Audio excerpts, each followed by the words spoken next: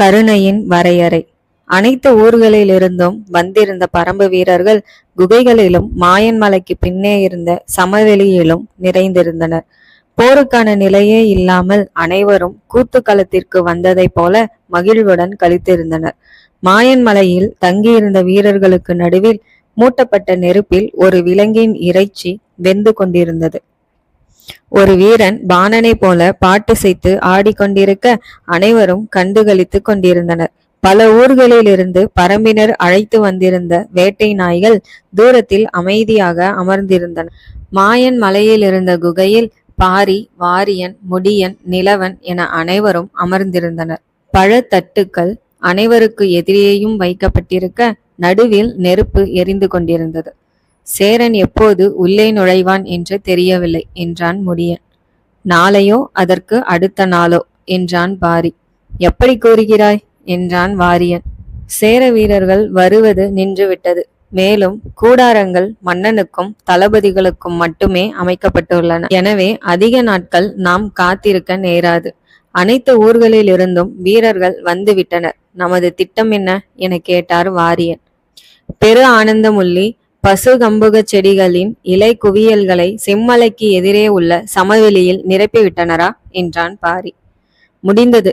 பெண் செடிகளாக தேர்ந்தெடுத்து குவித்திருக்கிறார்கள். நன்கு உலர்ந்து காய்ந்த இலைகளுடன் காயாத இலைகளை கலந்திருக்கின்றனர் என்றார் வாரியன். போர் என வந்துவிட்டாலே வாரியன் மிக கவனமாக ஆயுதங்களை சேகரிப்பார். ஒரு படைக்கு ஆயுதங்கள் விலங்கின் பற்களை போல. சரியான இடத்தில் சரியான நேரத்தில் பயன்படுத்தப்படும் சரியான ஆயுதங்கள் படையின் வலிமையை பன்மடங்கு பெருக்கும் என்று நம்புபவர்.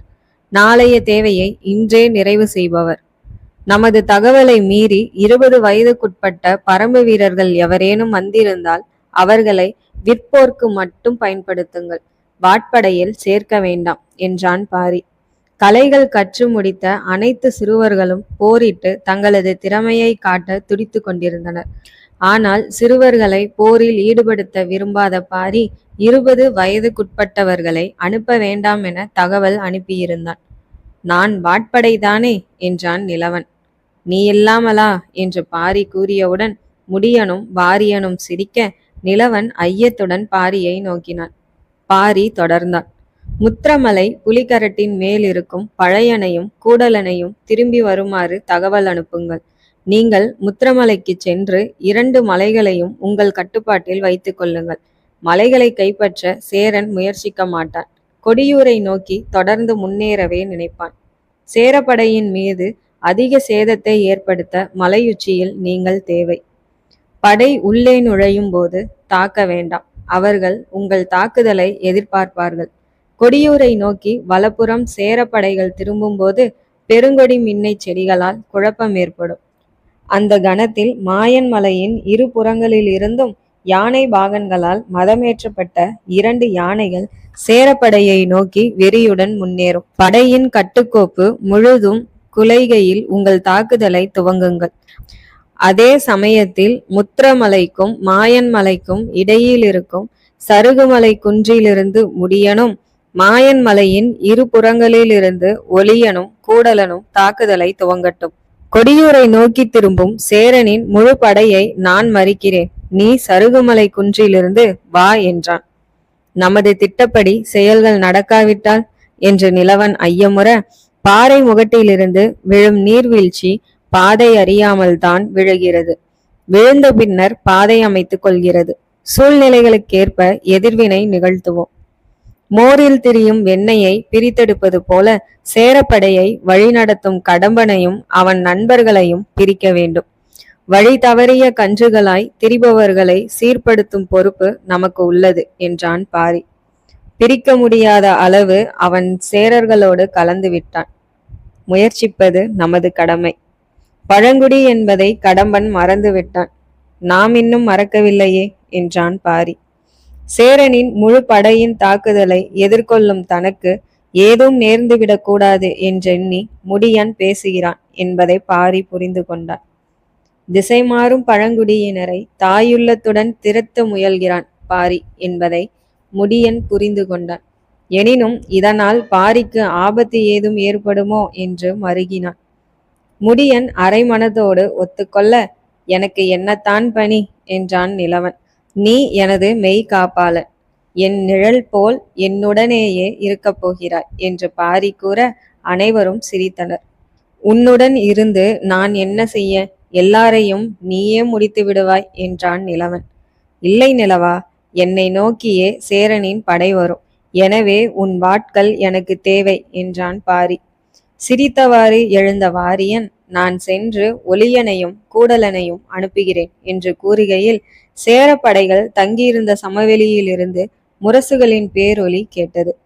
நாளை உள்ளே நுழைகிறான் சேரன் என்றான் வாரியன். நாளை என் வாட்களுக்கு வேலை என்றான் நிலவன். நாளை இரவு கொடியூர் திரும்பலாம் என்றான் முடியன். எண்ணங்கள் 4 திசையிலும் தெரிய நிலவா என்ற குரல் கேட்டது. அனைவரும் திரும்ப நிலவனின் நண்பன் இளங்கீரன் ஓடி வந்தான். காலம் காலமாக குலமுடியர்களை உருவாக்கி தரும் சூலூர்காரன். நிலவனுடன் ஒன்றாக காடறிய சென்றவன். நிலவன் பெருமகிழ்வுடன் இளங்கீரனை நோக்கி ஓடிச் சென்று கட்டி கொண்டான். என்னவாயிற்று? வருவதற்கு ஏன் இவ்வளவு தாமதம் என்றான் நிலவன். 20 வயதுக்குட்பட்டவர்கள் யாரும் போர்க்களம் வரக்கூடாது என்ற தகவலால் எனது தாய் என்னை விடவில்லை. பின் கெஞ்சி வந்து சேர வேண்டியதாயிற்று. அதை விடு, குறும்பர்கள் தேன் கொண்டு வந்திருக்கிறார்கள். நீதான் கரடி மாதிரி தேன் குடிப்பாயே, வா போகலாம்.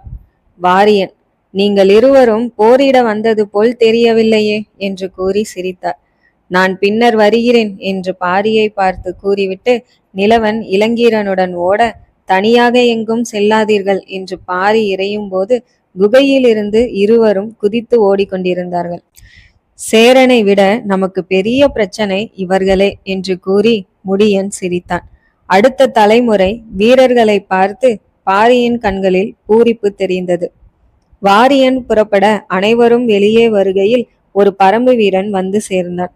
என்ன என்றார் வாரியன். கொடியூரிலிருந்து ஆதிரை அனுப்பியதாக கோடர் ஒருவர் கொடுத்து சென்றார் என தோளால் சுருட்டப்பட்டிருந்த நீண்ட பொருளை வாரியனிடம் கொடுத்தான் வீரன். கோடர்கள் ஆயுதங்களை தயாரிப்பதில் கை தேர்ந்த பழங்குடியினர். கையிலேந்தியும் தூக்கி எறிந்தும் பகைவரை வீழ்த்த உதவும் ஆயுதமான திகிரி எனப்படும் வளையத்தை எந்நேரமும் கழுத்தில் அணிந்தவர்கள். அற்புதமான ஆயுதங்களை சாதாரணமாயும் பேரதிசயமான ஆயுதங்களை சற்று கவனத்துடனும் தயாரிப்பவர்கள். இவர்கள் உருவாக்கும் வாட்கள் மற்ற வாட்களை வெட்டி எறியும் அளவு வலிமை வாய்ந்திருக்கும். அருகம்புல் போல வளைந்து நெளியும் வாட்களை தயாரிப்பது இவர்களின் தனித்துவம்.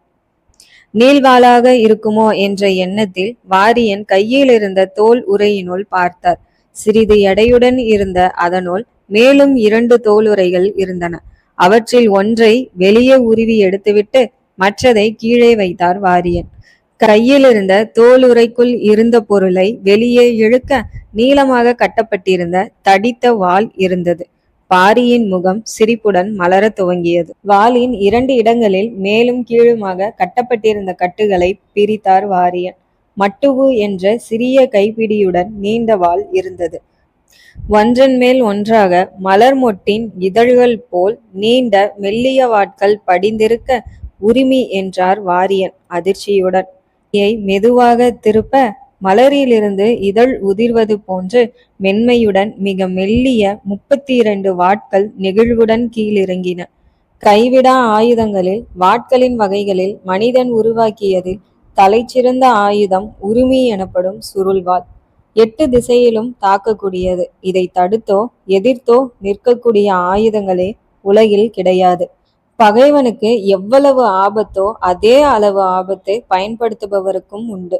சுழன்று வரும் ஒரு வாள் சுழற்றுபவரின் மேல் பட்டால் சதை சிதறிவிடும். உரிமையை சுழற்றுவது மிக கடினம். காயப்படாமல் சுழற்றுவது நடவாத ஒன்று. வைகலானும் சுழற்ற முடியாத கற்றுத்தராத ஒரே ஆயுதம். உரிமையை பயன்படுத்த போகிறாயா என்றார் வாரியன் அதிர்ச்சியுடன். நான் போரிட வேண்டிய அவசியமே நேராது என்றான் பாரி சிரித்தபடி. வாரியன் கைப்பிடியை பிடித்து மென்மையாக உதற ஒவ்வொரு வாளும் தனித்தனியாக சங்கிலியை போல் நெகிழ்வுடன் வளைந்து மேலெழுந்து ராசநாகம் போன்று சீர ஒரு வாள் வாரியன் கையின் மிக அருகே வந்து சென்றது. வாரியன் திகைத்து நின்றார். அருவியின் ஓசையை போன்ற உரிமையின் சத்தம் குகையில் எதிரொலித்து நடுக்கத்தை தர முடியனின் கண்கள் விரிந்தது. உனக்கு சுழற்ற தெரியுமா? யார் கற்றுத்தந்தது என்றார் வாரியன் வருத்தத்துடன். ஆதிரை என்றான் பாரி.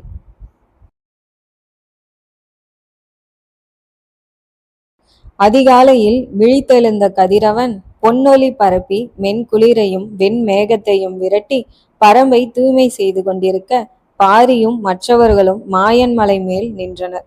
மலையின் கீழே நின்ற பரம்பு வீரர்கள் பாரி கூறுவதை செவிமடுக்க ஆவலாய் இருந்தனர். மாயன் மலை வலப்புறம் இருந்த முத்திரமலை, இடப்புறம் இருந்த புலிக்கரடு மூன்றும் அடுப்பிற்கு வைக்கப்படும் 3 கற்களை போல் இருந்தது. பாரி மேலிருந்து பார்க்கையில் மலைகளை தாண்டி சமவெளியில் நிலை கொண்டிருந்த சேரனின் முழு படையும் தெளிவாக தெரிந்தது. படையின் நடுவில் வேந்தனுக்கும் தளபதிகளுக்குமாக அமைக்கப்பட்ட கூடாரங்களும் தெரிந்தன. சமவெளியில் இருந்து நேராக முன்னேறும் சேரப்படை மாயன்மலையை அடைந்ததும் கடம்பன் வலப்புறம் திரும்பி கொடியூருக்கு அழைத்து செல்வான். அதுவே அவன் வந்த பாதை.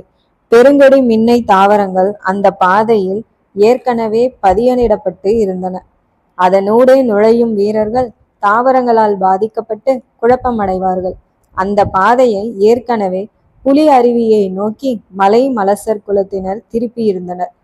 புலி அருவிக்கு செல்லும் பாதையில் படையை அழைத்து செல்லும் கடம்பன் பாதை மாறுவதை கண்டறிய சில நாழிகைகள் ஆகும். தாவரங்களால் குழப்பம் ஏற்பட துவங்கும் போது தாக்குதலை துவங்கி 3 மலைகளுக்கு இடையிலேயே சேரனை முறியடிக்க பாரி திட்டமிட்டார். முடியனை நோக்கி திரும்பி திட்டத்தை கூற துவங்கினான். பாரி மாயன் மலையின் உச்சியில் பேசிக் கொண்டிருக்கையில் சருகுமலை குன்றிலிருந்து பறவைகளின் கீச்சிடுதல் கேட்டது. முத்திரமலையில் இருந்த கழுகுகளும் பருந்துகளும் பதறி சிதறியது. பறவைகளின் தலைகள் உடல்கள் கீழே விழுந்தபடி இருக்க சூரியனை மறைத்தபடி வெண்தலை கூலி மேலெழுந்தது. எழுந்த கணத்தில் முத்திரமலையை தாண்டியது. வெண்தலை கூலி வானத்தை ஆளும் கொன்றுண்ணி, கழுகினத்தை சார்ந்த இரத்தம் குடிக்கும் பறவை. பறவைகளை மட்டுமல்லாமல் கண்ணில் படும் விலங்குகள், மனிதர்கள் என்று அனைத்து உயிர்களையும் கொன்று மகிழும் பேருயிர். ஒரு பருந்தை கால்களால் பற்றி அதன் கழுத்தை தன் கூரிய அலகால் வெட்டி எறிந்துவிட்டு அலகை கழுத்தினில் செலுத்தி குருதியை குடித்தபடி வெண்தலை கூலி பறந்து வர 4-5 பருந்துகள் பயந்து நாலாபுறமும் பறந்தன. சற்று மேலெழுந்த வெண்தலை கூலி தனது சிறகை இருமுறை அடிக்க புயல் போல காற்று எழும்பியது. அடுத்த கணம் சிறகுகளை உள்ளிழுத்து அம்பாய் பாய்ந்த வெண்தலை கூலி இடமும் வலமுமாய் பறந்து முதல் பருந்தை கால்களால் பற்றி 2ஆக பிரித்தெறிந்தது. அடுத்த பருந்தை சில நொடிகளில் அடைந்து அதன் அழகால் கொத்த அந்த பருந்தின் தலை சிதறி போக உடல் கீழே விழுந்தது. மீண்டும் சிறகை அடித்து வேகம் சேர்த்த வெண்தலை கூலி சில நொடிகளில் அனைத்து பருந்துகளையும் கொன்று குவித்தது. சிறகுகள் உடல்கள் பறவையின் குருதியை வழியெல்லாம் சிதறவிட்டு மேலெழும்பிய பறவையின் கண்களில் மாயன் மலையின் மேல் நின்ற மனிதன் தெரிந்தான். வெண்தலை கூலி மனிதனின் தலையில் கொத்தினால் கை நுழையும் அளவு தலையில் ஓட்டை விழும். தோள்களை பற்றி மேலே தூக்கி சென்று நிலத்தில் எரியும். வெண்தலை கூலியை பார்த்தவுடன் மனிதர்கள் தரையோடு தரையாக பதுங்குவதே வழக்கம். தனக்கு பணியாமல் நிற்கும் மனிதனை கண்டதும் வெண்தலை கூலி வெகுண்டது. வேகமாக நெருங்கியது. மலையின் அடிவாரத்தில் நின்ற வீரர்கள் சத்தம் வந்த திசையை நோக்கி திரும்ப மிக வேகமாக ஒரு பறவை பருந்துகளை பிரித்தெறிந்துவிட்டு மலையின் மேல் நின்ற பாரியை நோக்கி வருவதை கவனித்தனர். வெண்தலை கூலி என்று ஒருவன் அலற வீரர்கள் பதறி போய் பாரியை நோக்கி குரல்களை வெடிக்க கூச்சலிட துவங்கினார்கள். மலையின் மேல் நின்ற பாரி முடியனிடம், நீ கீழிறங்கி வாட்படையை சருகுமலை குன்றின் அருகே நிறுத்திவிட்டு காத்திரு என்றான். பின்னர் ஒலியனிடமும் கூடலனிடமும், நீங்கள் விற்படைகளையும் பாகன்களையும் ஆயத்தமாய் இருக்குமாறு கூறுங்கள் என்றான். பாரி கூறிக்கொண்டிருக்கையில் பாரியின் பின்னே பார்வையை செலுத்திய ஒலியன் பதறியவாறு படு என்று கத்தியபடி முழங்காலை மடக்கி உட்கார முடியன் பாரி என்று அலறியவாறு முன்னேறினான். நிலவன் குழப்பத்துடன் நின்றான். அதிவேகமாக ஒரு பறவை பாரியை நோக்கி செல்வதை கண்ட பரம்பினர் அதிர்ச்சியில் உறைந்திருக்க பாரி ஒரு கணத்தில் தன்னை சுற்றி நிகழ்வதை உணர்ந்தான். காதில் கேட்ட பறவைகளின் கீச்சிடல், ஒலியனின் பதட்டம், அவன் வானத்தை பார்த்த விதம், படு என்ற குரல், வெண்தலைக்கூலியை பற்றிய அறிவு அனைத்தும் சிந்தையில் அணுவின் வேகத்தில் ஆராயப்பட்டது. ஆராயும் போதே சிந்தையிலிருந்து படுக்க கூறி உத்தரவு வராமல் சிதைக்க கூறி உத்தரவு பறந்தது. அனைத்து உயிர்களையும் கொன்றொழிக்கும் வெண்தலைக்கூலியின் மீதான வெறுப்பு மனதில் வெடித்தது. வலக்கை வாளை நோக்கி செல்ல உடலின் இடப்புறம் சொருகியிருந்த வாளை வீசுவதற்கு எளிதாக பாரி உடலை வலப்புறமாய் சுழற்றினான். திரும்பும் போதே வெண்தலைக்கூலி தலையில் கொத்தும் என்ற அறிவினால் தலையை அதன் பாதையிலிருந்து நகர்த்த துவங்கினான். தலை நகரும் போதே வாளை உரையிலிருந்து உருவ துவங்கினான். மிக வேகமாக வந்த வெண்தலைக்கூலி பாரியின் தலையை நெருங்க பாரியின் வாள் அறமாய் உயர்ந்தது. உயிர் பொழுதில் பாரியின் கண்கள் பறந்து வரும் வெண்தலைக்கூலியையும் அதன் வேகத்தையும் கணிக்க காற்றை கிழித்து வாளை மின்னலாக மேல் நோக்கி வீசினான். சீறி சென்ற வாள் பாரியின் தலையை நெருங்கிய பறவையின் வலப்புற இறக்கையை வெட்டி சென்றது. இறக்கை வெட்டப்பட்ட பறவையின் உடல் பாரியை தாண்டுகையில் ஒரு புறமாய் சரிய பாரி திரும்பாமலே மேலேற்றிய வாளை அதே வேகத்தில் பறவை சரியும் இடத்தை யூகித்து கீழ் நோக்கி வீசினான். அரை வீச்சில் சென்ற நீள்வாள் மற்றொரு இறகை வெட்டி தள்ளியது. அனைத்தும் குற்றொளி பொழுதில் நிகழ வெகு வேகமாக பறந்து வந்து இறக்கைகள் வெட்டப்பட்ட வெண்தலைக்கூலியின் உடல் கீழே விழுந்து நிலவனின் முன்னால் உருண்டு சென்றது. விண்ணை ஆளும் பறவைக்கு மண்ணை ஆள்பவன் வீரத்தை காட்டினான். அழிக்கும் சக்திக்கு காக்கும் சக்தியின் அளப்பரிய ஆற்றலை காட்டினான். கண்ணிமைக்கும் பொழுதில் அனைத்தும் முடிந்துவிட ஒரு கணம் பரம்பே உறைந்தது. வீரர்கள் திகைத்தனர். கூடலன் சுவாசிக்க மறந்தான். முடியன் வாய் பிளந்தான். நிலவன் திகைத்து போய் பறவையின் உடலை பார்த்தவாறு நின்றான். என்ன நடந்தது என யாருக்கும் புரியவில்லை. புரிந்தவர்களால் நம்ப முடியவில்லை. நம்பியவர்களால் திகைப்பிலிருந்து விடுபட முடியவில்லை. அருகணம் விண்ணை பிளக்கும் ஓசை பரம்பினரிடமிருந்து எழுந்தது. நடுங்கி போயிருந்த முடியன் ஓடி வந்து பாரியை இறுக கட்டிக்கொள்ள கீழே பரம்பு வீரர்கள் மகிழ்வில் ஆரவாரித்தனர். மலையெங்கும் பேரொலி எதிரொலித்தது. மகிழ்ச்சி கூச்சலை வெளிப்படுத்த நிலவனும் கூடலனும் விண்ணை நோக்கி கத்தினார்கள். உயிர் உறைந்து நின்ற ஒலியன் தன் கண்களையே இன்னும் நம்ப முடியாமல் நின்றான். அனைவரும் பாரியின் அருகே ஓடி வந்து பாரியின் கைகளை பிடித்து கொண்டனர். பாரி முடியனை நோக்கி திரும்பிய போது பாரியின் நெற்றியில் பறவையின் குருதி பொட்டு போல் தீற்றி இருந்தது. போரின் முன் குருதி சிந்துவது நல் நிமித்தம் என்றான் ஒலியன். அனைவரின் பதற்றத்தையும் நீக்க அவர்களை ஆற்றுப்படுத்திய பாரி மீண்டும் சேரப்படையை நோக்கி திரும்பிய போது அதிர்ந்தான். பாரியின் கண்கள் தொலைவில் நிலைத்திருக்க பாரியை விடுத்த முடியன் பாரி சேரப்படையை இருக்கும் திசையை பார்த்து கொண்டிருப்பதை பார்த்து அவனும் திரும்பினான். சமவெளியின் இடமிருந்து வலம் வரை விண்ணுக்கும் மண்ணுக்குமாக புழுதி புயல் முத்திரக்காட்டை நோக்கி வந்து கொண்டிருந்தது. பரம்பு வீரர்கள் ஒவ்வொருவராக திரும்பி புழுதி புயலை குழப்பத்துடன் பார்க்க மேலிருந்த பாரிக்கு புழுதியின் காரணம் புரிய துவங்கியது. சேரனின் குதிரைப்படை அதிவேகமாக வந்து கொண்டிருப்பதை கண்டான். குதிரைகளின் வேகத்தை பார்த்து அதிசயித்து நின்றான். குதிரைகளை பற்றி கேள்விப்பட்டிருந்தாலும் குதிரைப்படையை முதலில் பாரி பார்க்க மற்றவர்களும் மிகுந்த வியப்புடன் பார்த்து கொண்டிருந்தனர். பாரி நேராக பார்த்தபடி முடியனிடம் கூறினான். பரம்பிற்கு பரிசளிக்க சேரமான் குதிரைகளை அழைத்து வருகிறான்.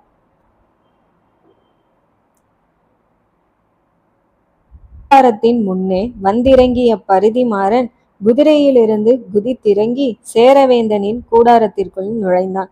வேந்தனை வணங்கி குதிரைப்படை வந்துவிட்டது என்றான். படைகள் ஆயத்தமாகட்டும், ஒரு நாழிகையில் புறப்படுகிறோம் என்றான் சேரவேந்தன். ராசசிம்மன் ஏற்கனவே படைகளை பிரித்து நிலை நிறுத்தி இருக்க உத்தரவுகளை பிறப்பித்தவுடன் குதிரைப்படை 3ஆக பிரிந்து வெவ்வேறு நிலைகளுக்கு சென்றன. சேரவேந்தன் குதிரையில் ஏறி போர் துவங்கட்டும் என்று உத்தரவிட இரையை நோக்கி செல்லும் மலைப்பாம்பு போல படைகள் மெதுவாக ஊர்ந்து முன்னேறின. எக்காலங்கள் ஊதப்பட பேரிகைகள் முழங்கின. போர் முரசுகள் பேரொலி எழுப்ப வீரர்கள் ஆயுதங்களை ஒன்றோடு ஒன்று உரசி பெரும் சத்தத்தை எழுப்ப பெருத்த ஆரவாரத்துடன் சேரப்படைகள் முன்னேற துவங்கின. முத்திரக்காட்டு போர் துவங்கி. வனத்தின் பற்கள். மாயன்மலையின் மேலிருந்து பரம்பை நோக்கி வரும் குதிரைப்படையை பார்த்த கணத்தில் பாரி உத்தரவுகளை மாற்ற துவங்கினான். சேரப்படையை தாக்க வேண்டாம். முத்திரமலை புலிகரட்டின் மேலிருக்கும் வீரர்களை பின்வாங்குமாறு தகவல் அனுப்புங்கள். முத்திரமலை மீதிருக்கும் நமது வீரர்கள் சருகுமலை குன்றின் புறத்தில் இறங்குகையில் அங்கிருக்கும் வீரர்கள் பாதுகாப்பு அளிக்கட்டும். சேரனின் குதிரைப்படை வீரர்கள் தாக்க வந்தால் வீரர்களை வீழ்த்தி குதிரைகளை கை கொள்ளுங்கள். புலி கரட்டில் இருக்கும் வீரர்கள் புலி அருவி பக்கம் இறங்கட்டும். எந்த குதிரைக்கும் பழுதில்லாமல் அனைத்து குதிரைகளும் பரம்புக்கு வேண்டும் என்று கூறியதும் காடைக்குடி வீரர்கள் சிறுத்தைகளாய் ஓடத் துவங்கினர். பாரி குதிரைகளை கை கொள்ளப் போகிறான் என்று நினைத்ததும் அனைவரின் மனதிலும் மகிழ்வு பொங்கியது. மாயன்மலையின் கீழே நின்ற வீரர்களை மாயன்மலைக்கு பின்புறத்திற்கு செல்லுமாறு கூறிய பாரி ஒளியனிடமும் கூடலனிடமும் பாகன்களிடம் கூறி யானைகளை செம்மலைக்கு பின்னால் நகர்த்துங்கள். சோழகர்கள் பொறிகளை செம்மலைக்கு முன்னால் மாற்றட்டும். மாயன் மலைக்கு பின்னிருக்கும் குகைகளில் அமைக்கப்பட்டிருந்த கூடங்களை கருமலைக்கு மாற்றுங்கள். நீங்கள் இருவரும் மாயன் மலையின் பின்னால் இரு புறங்களிலும் படையுடன் காத்திருங்கள். சமவெளியில் நுழையும் சேரப்படை வீரர்கள் வலப்புறம் திரும்பிச் செல்லும். நீங்கள் குதிரைப்படை வரும்போது முன்னேறி தாக்குங்கள். குதிரைப்படை உங்களை தாக்க வந்தால் மலையின் பின்புறத்திற்கு செல்லுங்கள். உங்களை தொடர்ந்து வரும் குதிரை வீரர்களை மாயன் மலையின் பின்புறத்தில் காத்திருக்கும் நமது விற்படை வீரர்களை வீழ்த்தி குதிரைகளை கைப்பற்றட்டும். 5 அறிவை கைப்பற்றி 6 அறிவை கொன்று புதையுங்கள் என்றான். 3 மலைகளுக்கு நடுவே 3 பொழுதுகளில் முடிக்க நினைத்த போரின் வியூகங்களை பாரி 3 நொடிகளில் மாற்றினான். பகைவரின் ஐம்புலன்களை கட்டி படையை மாயமாய் நகர்த்துவதிலும் புதிய முடிவுகளை துணிவுடன் எடுப்பதிலும் முன்னோடி இந்த இளைய பாரி என்பதை பரம்பு உணரத் துவங்கிய தருணம் அது. பாரி உத்தரவுகளை கூறி கொண்டிருக்கையில் சேரனின் படை இரு மலைகளுக்கும் இடையே இசையொலிக்க நுழைந்தது. முடியனிடம் உடனடியாக நீ சருகுமலை குன்றிற்கு சென்று வாரியன் கீழிறங்க உதவிவிட்டு மாயன் மலையின் பின்புறமாக செம்மலைக்கு வந்துவிடு என்றான். மீண்டும் திரும்பி சேரனின் படையை பார்த்தவனின் மனதில் இவ்வளவு வீரர்களை அழிக்க வேண்டுமா என்ற எண்ணம் ஏற்பட்டது. படையை பார்த்தவாறே நின்றான். அன்பு செலுத்தியே பழகியவர்களுக்கு பகைவர்களை வெறுப்பது கடினமாகி விடுகிறது. சேரப்படை சமவெளிக்குள் நகர கடம்பன் தன் நண்பர்களுடன் குதிரையில் ஏறி பரம்பினுள் மீண்டும் நுழைந்தான். முத்திரமலை புலிகரட்டின் மேல் பரம்பினர் இருக்கிறார்களா என்று நோக்கினான். மாயன்மலை உச்சியில் நின்று ஒருவன் படைகளை கவனிப்பது தெரிந்தது. பாரியாயிருக்கும் என்று ஆழ்மனது உணர்த்தியவுடன் நெருப்பினுள் பாயும் நீரை போல் ஒரு கணத்தில் ஆழ்மனது முழுதும் பாரி பரவினான். உடலின் முடிகள் சிலிர்த்து இனம் புரியாத உணர்வு பரவ மனம் பரவசத்துடன் பணிந்தது. அவனை எதிர்த்து போர் புரிய நேர்ந்த தனது கையறு நிலையை நினைத்த கடம்பன் வெறுப்புடன் முன்னேறுங்கள் என்று கத்தினான். போர் நடக்கும் சூழ்நிலைக்கேற்ப இடத்திற்கேற்ப பல காரணிகள் திட்டத்தை பாதிக்கும். சிறந்த மதியூகி ஒரு திட்டத்தை உருவாக்குகையில் பல அடுக்குகளை உருவாக்குகிறான். முதல் அடுக்கு தவறுகையில் 2வது அடுக்கு துணை நிற்கும். பாரி பல அடுக்குகளை ஓரடுக்கில் இணைத்து அனைத்தையும் தனித்தனியாய் சுழற்றும் மதிநுட்பம் வாய்ந்தவன். சேரப்படையின் தன்மையை சற்று நேரம் கவனித்துவிட்டு செம்மலைக்கு செல்வதற்காக கீழிறங்கினான். முத்திரமலை புலிகரடு மலைகளின் உச்சியில் இருந்த பரம்பு வீரர்கள் பாறைகளை உருட்டி மலையின் ஓரங்களில் நிறுத்தியிருந்தனர். மலை மேலிருந்த வாரியன் சமவெளிக்குள் நுழையும் சேரப்படையை கவனித்தவாறு நின்றார். சேரற்படை வீரர்கள் இரு மலைகளுக்கிடையே நுழைந்த பொழுது வரிசை வரிசையாக போதிய இடைவெளியுடன் நகர்ந்தனர். பாறையை உருட்டும் போது ஏற்படும் சேதத்தை தவிர்க்க அவ்வாறு நுழைகிறார்கள் என்பதை உணர்ந்ததும் அறிவீர் சிறந்த தளபதி சேரப்படையை வழிநடத்துகிறான் என்றெண்ணினார். இனி பாறைகளால் பெரிய அளவு பயனில்லை என தோன்றியது. 2-3 பாறைகளை ஒன்றாக உருட்டினால்தான் ஓரளவு சேதத்தை விளைவிக்க முடியும். எனினும் யானைகள் படைகளை தாக்கும் போது படையின் ஒழுங்கு குலையும் என்று எண்ணினார். அதற்குள் சருகுமலை குன்றின் மேலிருந்து வாரியனை பின்வாங்குமாறு ஓசைகள் எழத் துவங்கின. சேரப்படையின் முரசொலியில் மலை மீதிருந்த வீரர்களுக்கு ஓசைகள் கேட்கவில்லை. சமவெளியில் நுழைகையில் இரு மலைகளின் மேலிருந்தும் தாக்குதலை எதிர்பார்த்த கடம்பன் எந்த தாக்குதலும் வராதது கண்டு குழப்பமடைந்தான். சேரப்படையின் நடுநிலையில் இருந்த ராசசிம்மனுக்கும் அதே ஐயம் ஏற்பட்டது. எனினும் சேரப்படையினர் உள்ளே நுழைய காத்திருக்கிறார்கள் என்று தோன்றியது. சேர வீரர்களை இடைவெளியுடன் நுழைய செய்ததால் பெரிதாக சேதம் ஏற்படாது என்று நம்பினான். எங்கிருந்தும் தாக்குதல் வராததை கண்ட கடம்பன் பரம்பினர் வேறேதும் திட்டம் வைத்துள்ளனரோ என்று எண்ணினான். படையின் முன்னே சென்ற முரசுகள் மலையை தாண்டியதும் முத்திரமலையின் மேலிருந்தவர்களுக்கு தாக்குதலை கைவிட்டு சருகுமலை குன்றை அடையுமாறு காடைக்குடியினர் எழுப்பிய ஓசை கேட்க துவங்கியது. வாரியன் குழம்பி போனார். எதற்காக பாரி பின்னேறச் சொல்கிறான் என்று புரியவில்லை.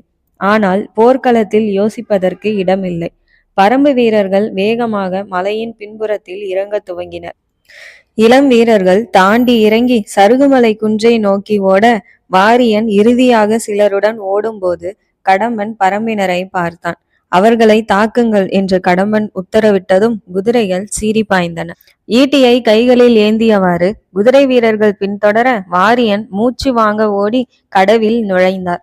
ஓடும்போதே எதற்காக பாரி இறங்கச் சொன்னான் என்று நினைத்தவருக்கு இடப்புற பிளவை நோக்கி வருமாறு காடைக்குடியினரின் ஓசை கேட்க இயன்ற வரையில் வேகமாக ஓடினார். திடீரென குதிரை ஓடி வரும் சத்தம் கேட்டு திரும்பியவர் திகைத்து போனார். நடுவில் இருந்த தூரத்தை இவ்வளவு வேகமாக எப்படி குதிரைகள் கடந்தது என்று எண்ணுகையில் குதிரையின் வேகம் புரிந்தது. மிக வேகமாக பிளவை நோக்கி ஓடினார். இனி ஓட முடியாது என்று நினைத்தபடி சிறிய பிளவை தாண்டிய போது குதிரைகள் அவரை தாண்டி சென்றன. அதிர்ச்சியுடன் குதிரைகளை பார்த்தபோது வீரர்கள் எவரும் இல்லாததை கண்ட வாரியன் திரும்பி பார்க்க பொடவின் இருபுறத்தில் இருந்தும் விற்படை வீரர்கள் அம்புகளை எய்து அனைத்து வீரர்களையும் வீழ்த்துவதை கண்டார். வாரியன் பெரிதாக மூச்சிரைத்தபடி நிற்க முடியன் சிரித்தபடி வந்தான். என்ன ஆயிற்று? ஏன் பின்வாங்குகிறோம்? முடியன் குதிரைகளை நோக்கி கையை காட்டினான்.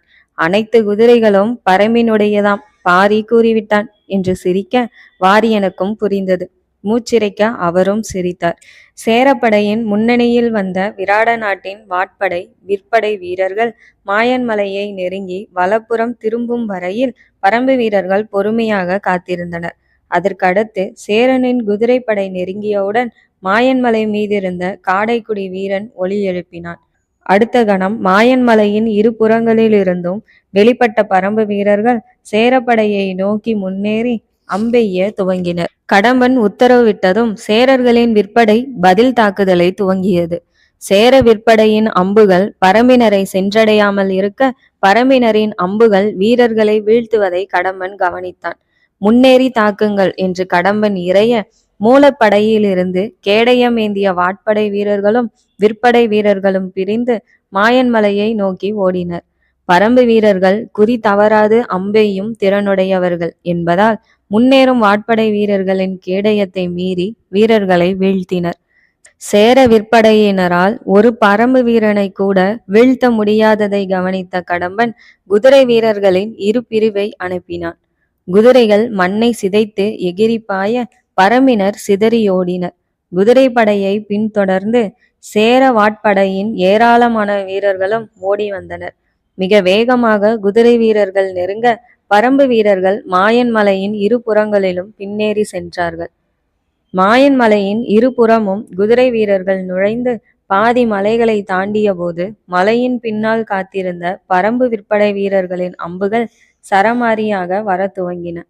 குதிரை வீரர்களின் கவசங்கள் ஒரு பொருட்டாகவே இல்லாமல் பரம்பினரின் அம்புகள் வீரர்களின் கழுத்தையும் முகத்தையும் ஊடுருவி சென்றன. வீரர்கள் வீழ்ந்ததும் குதிரைகள் கட்டுப்பாடின்றி காட்டுக்குள் ஓட வாரியனும் பரம்பு வீரர்களும் குதிரைகளை தொடர்ந்து ஓடினர். மரணத்தை நோக்கி வேகமாக வந்த அனைத்து குதிரை வீரர்களும் நொடிகளில் வீழ்த்தப்பட அவர்களை தொடர்ந்து வந்த சேரவாட்படை மாயன்மலையை தாண்டி மலையின் பின்புறத்தை அடைந்தது. ஒளியனும் கூடலனும் விற்களை விடுத்து வாட்களை உருவினர். மாயன்மலை மீதிருந்த பரம்பு வீரர்கள் மாயன்மலையின் பின்புறத்தை நோக்கி வந்து கொண்டிருந்த சேரனின் விற்படை வீரர்களின் மேல் அம்பெய்ய சேர விற்படை வீரர்களும் அம்பெய்தவாறு முன்னேறினர். மாயன்மலையின் பின்புறத்தில் வாட்படை வீரர்கள் வெறியுடன் போரிட துவங்கினர். சேரப்படையுடன் வந்து கொண்டிருந்த பருதிமாறன் சேர வீரர்கள் சூழ்ச்சியில் சிக்கியிருப்பதையும் மலையின் பின்புறம் கடுமையான போர் நிகழ்வதையும் கண்டவுடன் யவன வீரர்களின் சிறு பிரிவையும் வாட்படை வீரர்களையும் அழைத்து கொண்டு வேகமாக மாயன் மலையின் பின்புறத்திற்கு குதிரையில் விரைந்தான். பரம்பு வீரர்களின் எண்ணிக்கையைப் போல் 3 மடங்கு சேர வீரர்கள் வந்து சேர்ந்தனர். ஒவ்வொரு பரம்பு வாட்படை வீரனையும் 2-3 சேர வீரர்கள் இணைந்து தாக்கினர். சேரப்படை வீரர்கள் புதிய நம்பிக்கையுடன் போரிட்டனர். நீரை விழுங்கும் நெருப்பாய் உயர்ந்தனர். பரம்பினர் தடுமாறியவாறு தற்காப்பு போரை துவங்குகையில் சருகுமலை குன்றிலிருந்து செம்மலையை நோக்கி மாயன் மலையின் பின்புறமாக முடியனும் வாரியனும் வீரர்களுடன் வந்து சேர்ந்தனர். அடுத்த கணத்தில் பரம்பு வீரர்கள் தற்காப்பு போரை விடுத்து தாக்கும் போரை துவங்கினர். நீர் சுழல்கள் நெருப்பை புதைக்க முயன்றன. சேரப்படையின் முதல் நிலையில் சென்ற விராட வாட்படை வீரர்கள் கொடியூரை நோக்கி வலப்புறம் திரும்பி உயரமாக வளர்ந்திருந்த ஏராளமான பெருங்கொடி மின்னை தாவரங்களினூடே நுழைந்த சில கணங்களில் உடலெங்கும் எரிச்சலை உணர்ந்தனர். நெருப்பில் குளித்தது போல் எரிந்த இடங்களை கைகளால் தேய்க்க சுனைகள் மேலும் உள்ளிறங்கி எரிச்சல் அதிகமாகியது. கண்ணில் நுழைந்த சுனைகளால் எரிச்சல் எடுக்க காரணம் புரியாமல் பதற்றத்துடன் அலற துவங்கின. படையின் முதல் நிலையில் குழப்பம் ஏற்படுவதை கண்ட கடம்பன் படையின் முற்பகுதிக்கு குதிரையை விரட்டினான். மாயன் மலையை வந்தடைந்த வேகத்தில் முடியன் சில சேரர்களை வெட்டி சாய்த்தான். சிலரின் உடல்களை பற்றி தூக்கி எறிந்தான். படையை சிதைத்தவாறு முடியன் முன்னேற அதே தருணத்தில் பருதிமாறன் வந்து சேர்ந்தான். பருதி குதிரையில் முன்னேறி முடியனை நோக்கி வாளை வீச முடியன் ஒதுங்கினான். பருதிமாறனின் உடையையும் தோரணையும் கண்டதும் தனித்திருக்கும் மானை பார்க்கும் புலியைப் போல் முடியனின் கண்கள் விரிந்தது. இவன் சேரனின் தளபதியாய் இருக்க வேண்டும் என்று எண்ணி முடியன் நெருங்கினான். பருதிமாறன் குதிரையை திருப்புகையில் முடியன் மீண்டும் பருதியின் இடப்புறத்திற்கு மாறிக்கொண்டான்.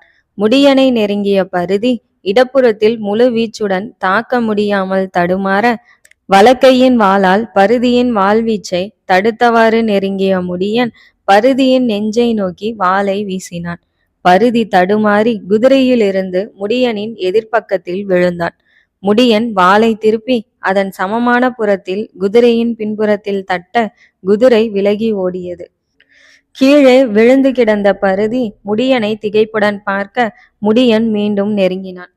பருதி சுதாரித்து எழுந்து நிற்க முடியன் வேகமாக தாக்க துவங்கினான். போரிட துவங்கிய சில கணங்களிலேயே தனக்கு இணையான வீரனில்லை என்று கணித்த முடியன் தாக்கும் வேகத்தை அதிகப்படுத்த பருதி தடுமாறினான். சற்று முன்னேறி பருதியின் நெஞ்சில் வாளை பாய்ச்சும் கணத்தில் இடையில் புகுந்தான் ஒரு யவன வீரன். முடியனை விட உயரமாகவும் பருமனாகவும் இருந்தவனின் நிறம் தோற்றம் என அனைத்தும் மாறுதலாயிருக்க அயல் நாட்டினன் என்பதை முடியன் புரிந்து கொண்டான். பரம்புக்கு எதிரான போரில் அயல் நாட்டினரின் படையையும் சேரன் அழைத்து வந்துள்ளான் என்பதை முடியன் உணர்ந்தபோது யவன வீரன் முடியனை அதிவேகமாக தாக்க துவங்கினான். யவன வீரனின் முதல் வீச்சை தடுத்த போதே அவனது வாழ்வீச்சில் வெளிப்பட்ட ஆற்றலை முடியன் உணர்ந்தான். இடம் வலமாய் மாறி மாறி யவனன் தாக்க முடியன் திறமையாக தாக்குகையில் பருதியும் யவனனுடன் இணைந்து கொண்டான். இருவரும் முன்னேறி வெறியுடன் தாக்க முடியன் தடுமாறினான். விராட வாட்படை வீரர்களை தொடர்ந்து கொடியூர் பாதையில் சென்ற விராட விற்படை வீரர்களும் தாவரங்களால் பாதிக்கப்பட அங்கு சென்றடைந்த கடம்பன் பெருங்கொடி மின்னை தாவரங்களை இனம் கண்டறிந்தான். பாதிக்கப்பட்ட வீரர்களுக்கு இனி இந்த இடத்தில் மருத்துவம் செய்ய இயலாது என்றெண்ணி அத்தாவரங்களை வெட்டி எறியுங்கள் என்று கத்தினான். சேர வீரர்கள் உடனடியாக தாவரங்களை வெட்டி எறிந்தனர். அவற்றை ஓரமாக எடுத்துச் செல்லுங்கள் என்று கடம்பன் கூற 4-5 வீரர்கள் தாவரங்களை சேகரித்து எடுத்து சென்றனர். அதன் பின்னரே அவர்களுக்கும் பாதிப்புகள் துவங்கியது. பாதிக்கப்பட்டவர்களை ஓரமாக அழைத்து செல்லுமாறு கூறிவிட்டு அடுத்திருந்த சேர வீரர்களை முதல் நிலைக்கு வரவழைத்த கடம்பன் மீண்டும் முன்னேறினான். மாயன் மலையை நோக்கி வரும் சேரனின் விற்படை வீரர்களை முதலில் அம்பெய்து வீழ்த்த கூடலன் உத்தரவிட்டிருந்ததால் பரம்பினர் சேரனின் விற்படை வீரர்களை குறிவைத்து அம்பெய்தனர். மாயன் மலையின் மேலிருந்த பாறைகள் சிறு மரங்களை கேடயமாய் கொண்டு பரம்பினர் தொடர்ந்து அம்பெய்ய அரை நாழிகையில் அனைத்து விற்படையினரும் வீழ்ந்தனர். மேலும் மேலும் சேர வாட்படை வீரர்கள் வந்து கொண்டே இருக்க, மாயன் மலையின் மேலிருந்த பரம்பு வீரர்கள் 2 அம்புகளை நாணில் பொருத்தி சேர வீரர்களை நோக்கி எய்ய துவங்கினர். கேடயத்தில் தற்காத்து வேகமாக முன்னேறிய சேரனின் வாட்படை வீரர்கள் மாயன் மலையின் மீது நின்ற பரம்பு விற்படை வீரர்களை தாக்க மாயன் மலையின் மீதேறினர். சேர வாட்படை வீரர்கள் வீறு கொண்டு தாக்க பரம்பினர் மாயன் மலைக்கு பின்னிருந்த காடுகளை நோக்கி பின்னேறினர். பரம்பினர் காடுகளுக்குள் சென்று தப்பிக்க முனைகிறார்கள் என்றெண்ணிய சேர வாட்படை வீரர்கள் தொடர்ந்து சென்றனர். பரம்பு வீரர்களின் எண்ணிக்கையை போன்று 4-5 மடங்கு வீரர்கள் வந்து சேர, ஒளியன் தனது விரலை மடக்கி வாயில் வைத்து சீழ்க்கையை வெளிப்படுத்தினான். மறுகணம் மாயன் மலைக்கு பின்னிருந்த காடுகளிலிருந்து ஏராளமான நாய்கள் புயலாய் வெளிப்பட்டன. வேட்டைக்கு செல்லும் பரம்பினர்கள் வீடுகளில் வேட்டை நாயை வளர்ப்பது வழக்கம். பகலில் வேட்டைக்கும் இரவில் காவலுக்கும் பயன்படும் நாய் ஒவ்வொன்றும் மிக நீளமாகவும் வீரனின் இடுப்பு உயரத்திற்கும் இருக்கும். சிறு ஒலியை கூட எழுப்பாமல் செல்லும் நாய் தனது முகர்வு திறனால் விலங்குகளை நோக்கி வீரனை அழைத்துச் செல்லும். வேட்டையாட என்னும் விலங்கை அணுகியதும் வீரன் சீழ்க்கையை எழுப்பினால் அடுத்த கணம் இரையின் மேல் தாவி அதன் கழுத்தை கடித்து குதறிவிடும். நாய்கள் கூட்டமாக சூழ்ந்து நின்றால் யானையையும் நகராமல் நிறுத்திவிடும். வெகு வேகமாக வந்த நாய்கள் ஆவேசத்துடன் சேர வீரர்களின் கழுத்தை நோக்கி பாய்ந்தன. சேர வீரர்கள் திகைப்புற்று சுதாரிக்கும் முன்னர் அவர்களின் கழுத்தை கடித்து குதறின. வீரர்கள் தடுமாறி கீழே விழுந்த பிறகும் நாய்கள் தொண்டையை விடாமல் பற்றி இழுத்தன. சில நாய்கள் சேர வீரர்களின் முகத்தை கடித்து இழுக்க சேர வீரர்கள் அலற துவங்கினர். வேட்டைக்கென சிறப்பாக பழக்கப்பட்ட நாய்கள் வீரர்களின் தொண்டைகளையும் முகங்களையும் பீத்து எடுத்தன. மீண்டும் ஒளியன் சீழ்க்கையை வெளிப்படுத்த அனைத்து நாய்களும் வீரர்களை விட்டு விலகி பின் நகர்ந்தன. இங்கும் அங்கும் தேடிய நாய்கள் மெதுவாக நகர்ந்து அவற்றை வளர்க்கும் வீரனின் அருகே சென்று நிலை கொண்டன. சேர வீரர்களின் கழுத்திலும் முகத்திலும் குருதி பீரிட்டு அடிக்க அவர்களை பார்த்து மற்ற சேர வீரர்கள் திகைத்து நின்ற கணத்தில் பரம்பின் விற்படை வீரர்களின் நாண்கள் முன்னும் பின்னும் இழுபட்டு அம்புகளை பறக்கவிட சேர வீரர்களின் எண்ணிக்கை குறைந்தது. பரம்பினர் காடுகளின் அருகே பின்னேறியது நாய்கள் வேகமாக முன்னேறி இரையை கிழித்தெறியவே என்று உணர்ந்தபோது சேர வீரர்கள் அவர்களின் குருதியில் குளித்து கொண்டிருந்தனர். ஒவ்வொரு சேர வீரனையும் நோக்கி பரம்பு வீரன் முன்னேற அவனது நாயும் முன்னேறியது. குருதி ஒழுகும் வாயுடன் நின்ற நாயின் கூரான பற்கள் அச்சத்தை அதிகப்படுத்தின. நாயை நோக்கி சேர வீரன் வாளை உயர்த்தினால் பரம்பு வீரன் சீறினான். சேர வீரனை நோக்கி வாளை உயர்த்தினால் நாய் சீறியது. இருவரையும் கண்டு மிரண்ட சேர வீரர்கள் திரும்பி மூலப்படையை நோக்கி ஓட அடுத்த சில நொடி துளிகளில் வீழ்த்தப்பட்டனர். பரிதிமாறனை தொடர்ந்து வந்த யவனர்கள் சில பரம்பு வீரர்களை வீழ்த்தினாலும் பொறியில் சிக்கியிருப்பதை உணர்ந்தனர். போரிடுவதை விடுத்து வேகமாக குதிரையை திருப்பி படையை நோக்கி செல்ல முயன்றனர். திரும்பி சென்றவர்களின் மேல் ஏராளமான அம்புகள் பாய்ந்தன. நிகழ்வதை கண்ணுற்ற யவன வீரர்கள் குதிரைகளை விட்டு கீழே குதித்து வட்ட வடிவில் கையில் இருந்த கேடயங்களை இணைத்து கொண்டு வெளியேற முயன்றனர். பரம்பறிதல் என்பது ஒவ்வொரு பரம்பு வீரனும் கற்க வேண்டிய மிக கடினமான பயிற்சி. பயிற்சியின் போது வியர்வையிலும் குருதியிலும் வீரர்களை செதுக்குபவன் வைகலான். அதிலும் அடுத்த திறனுள்ளவன் என்று ஒரு வீரனை வைகலான் கணித்தால் அந்த வீரனுக்கு பயிற்சிகள் அதிகமாகும். தகிக்கும் தணலில் இரும்பை வளைப்பது போல அந்த வீரனை வார்த்தெடுப்பான். ஒருவன் இருவருடன் போர் புரிகையில் வாட்களை தாக்கும் போதே இருவரின் வாழ்வீச்சின் நுட்பத்தையும் பலவீனத்தையும் ஒருங்கே கணிக்க வேண்டும். பலகீனத்தை பயன்படுத்தி பகைவரை வீழ்த்த கன நேரத்தில் ஏற்படும் இடைவெளியை சரியாக பயன்படுத்த வேண்டும். இருவரின் வாழ்வீச்சை எதிர்கொள்வது சிரமமாயிருப்பதை உணர்ந்த முடியன் இடையிலிருந்த தனது வாளின் உரையை வெளியே எடுத்தான். பரம்பின் ஆயுதம் தயாரிப்பவர்கள் வாள் தயாரிக்கும் இரும்பிலேயே உரையையும் தயாரிப்பது வழக்கம். 2-3 பேருடன் போரிடும் போது நீள்வாளை பயன்படுத்துபவர்களுக்கு வாளின் உரை பேருதவியாக இருக்கும். முடியன் இருவரின் வாழ்வீச்சையும் சமாளிக்க துவங்கினான். கொடியூரை நோக்கி சென்ற படை நகராமல் நின்றுவிட்டதைக் கண்ட ராசசிம்மன் வேகமாக கடம்பனிடம் வந்து சேர்ந்தான். என்ன ஆயிற்று என்று கேட்க, வீரர்கள் பெருங்கொடி மின்னை தாவரங்களால் பாதிக்கப்பட்டதை கடம்பன் கூற ராசசிம்மன் திடுக்கிட்டான். இவர்களின் நிலை? சூரியனின் ஒளிப்பட்டால் அரிப்புகள் அதிகமாகும், தோள்கள் வீங்கி குருதி வெளியேறும், கண்களில் சுனை ஏறியவர்கள் பார்வை இழப்பர். இனி அவர்களால் பயனில்லை. இருட்டியவுடன் முடிந்தால் சேரநாடு திரும்பிச் சென்று மருத்துவ உதவியை பெறலாம். ராசசிம்மன் பாதிக்கப்பட்ட வீரர்களை நோக்கி செல்ல பாதையை பின்பற்றி செல்லுங்கள் என்று கடம்பன் உத்தரவிட்டதும் சேரப்படை தெளிவாக தெரிந்த பாதையில் புலி அருவியை நோக்கி முன்னேற துவங்கியது. உடல் மேயும் காடுகள். மாயன்மலையின் பின்புறத்தில் இருதரப்பு வீரர்களும் உக்கிரமாய் தாக்கி கொண்டிருக்க புற்கள் சிதைந்தன. மலையின் மேலிருந்து கற்கள் உருண்டன. காயமடைந்த வீரர்களின் ஓலமும் உயிரெல்லையை கடப்பவர்களின் முனகலும் ஒலித்து கொண்டிருந்தது. இருவரிடமும் வேகமாக போரிட்டாலும் முடியன் அமைதியான மனநிலையில் இருந்தான். தளபதியை போன்று உடை அணிந்தவன் தன்னால் வீழ்த்தப்பட்டு அயல் நாட்டவனால் காப்பாற்றப்பட்டதால் அதை எண்ணி சினத்துடன் போரிடுவதை உணர்ந்தான். இருவர் இருப்பதால் தளபதி அதிகம் முன்னேறி தாக்குவதையும் உணர்ந்தான். ஆனால் யவனனின் அமைதியும் வாழ்வீச்சும் அவன் சிறந்த வீரன் என்பதை உணர்த்தியது. தளபதியின் தவறை பயன்படுத்த தருணம் பார்த்து தற்காத்து போரிட்டான் முடியன். ஒரு கணத்தில் தளபதி தனது உடலை அதிகம் முன்னேற்றி முடியனின் நெஞ்சில் வாளை பாய்ச்ச முயன்றான். நெஞ்சை நோக்கி வந்த வாளை மேல் நோக்கி நீட்டிய வாளால் உடலை விட்டு நகர்த்திய முடியன் மணிக்கட்டை சுழற்றி வாளை வீச வாள் பருதியின் முன்கழுத்தை சீவி வெளியேறியது.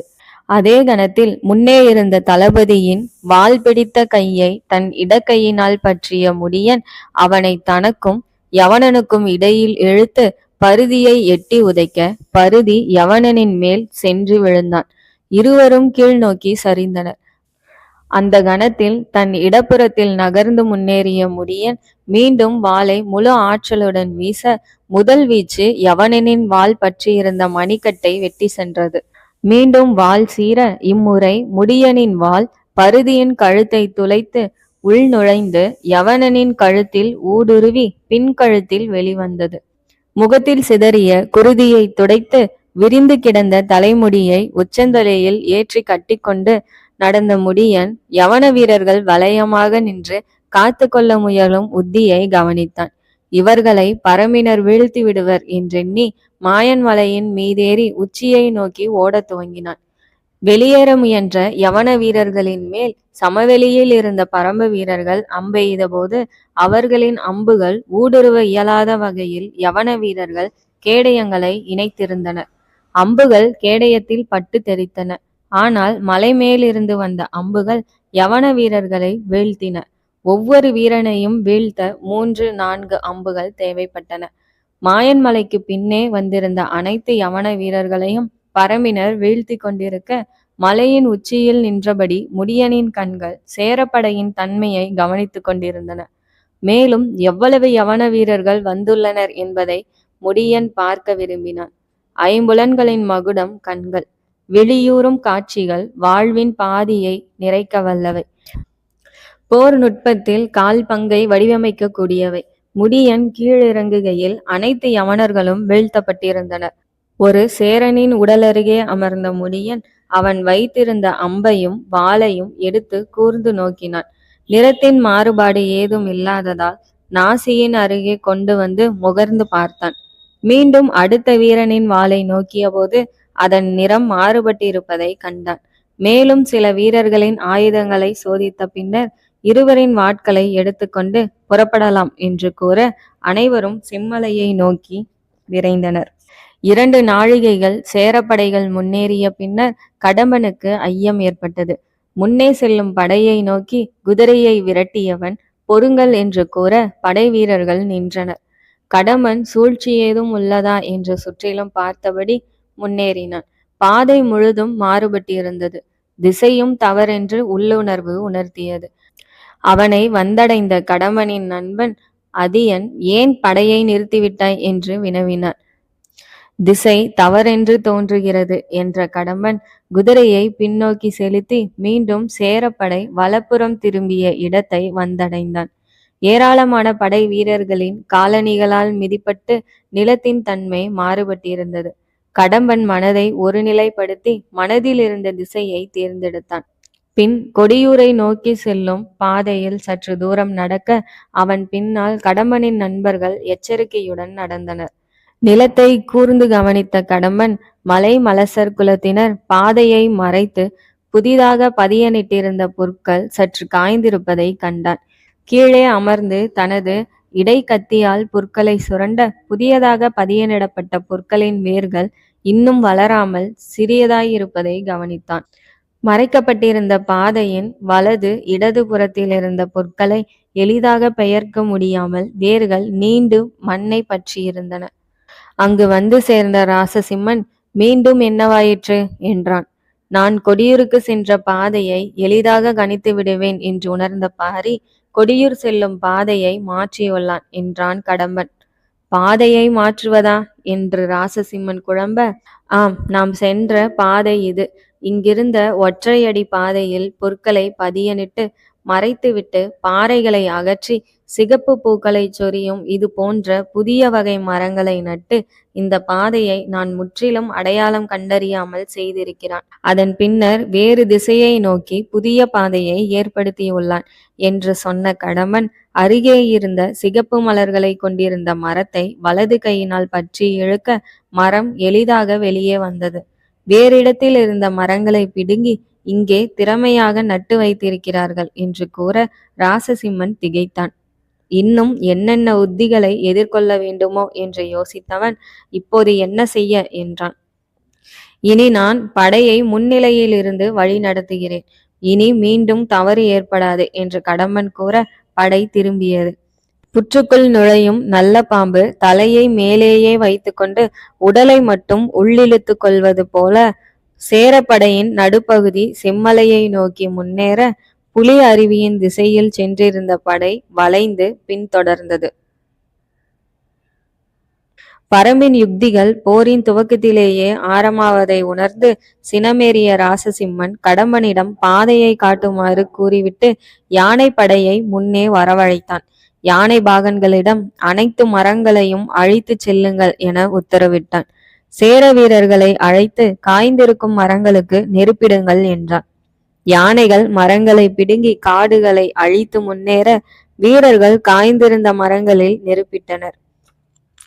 பசுமையாக நின்ற பனை மரங்களின் மேல் தாவர எண்ணெயை ஊற்றி பற்ற வைக்க 70 ஆண்டுகளை கடந்து பூக்களையும் காய்களையும் பரப்பியிருந்த கூந்தப்பனை மரங்கள் பற்றி எரிந்து வெடிக்க துவங்கின. கரும்புகை வானேற பறவைகள் விலகி பறந்தன. செம்மலை என்று கூறப்பட்டாலும் சிறிய கரடின் உயரமே இருக்கும் மலை அது. அதன் உச்சியில் பாரியுடன் அனைவரும் நின்றனர். பாரியின் அருகே இருந்த வாரியன் பழக்கப்பட்டிருந்த குதிரைகளை பிடிப்பதில் சிரமம் இல்லை, ஆனால் அவற்றின் உயரமும் வாலிப்பும் அச்சமூட்டுகிறது என்றார். நம் வீரர்கள் குதிரைகளை செம்மலையை தாண்டியிருந்த கருமலையின் குகைகளுக்கு இழுத்து சென்று விட்டனர் என்றான் ஒலியன்.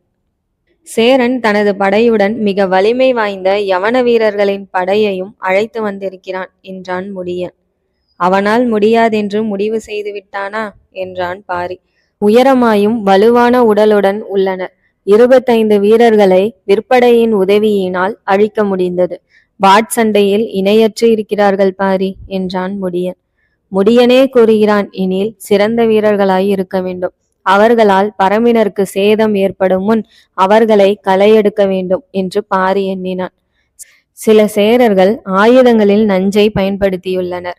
என்ன வகையான நஞ்சு என்பதை கண்டறிந்து நஞ்சு முறியை உருவாக்க உடுமன் ஆசானிடம் நஞ்சு தடவப்பட்ட ஆயுதத்தை அனுப்பியுள்ளேன் என்ற முடியன் தொடர்ந்து, நாமும் நஞ்சை பயன்படுத்தலாமா என்றான்.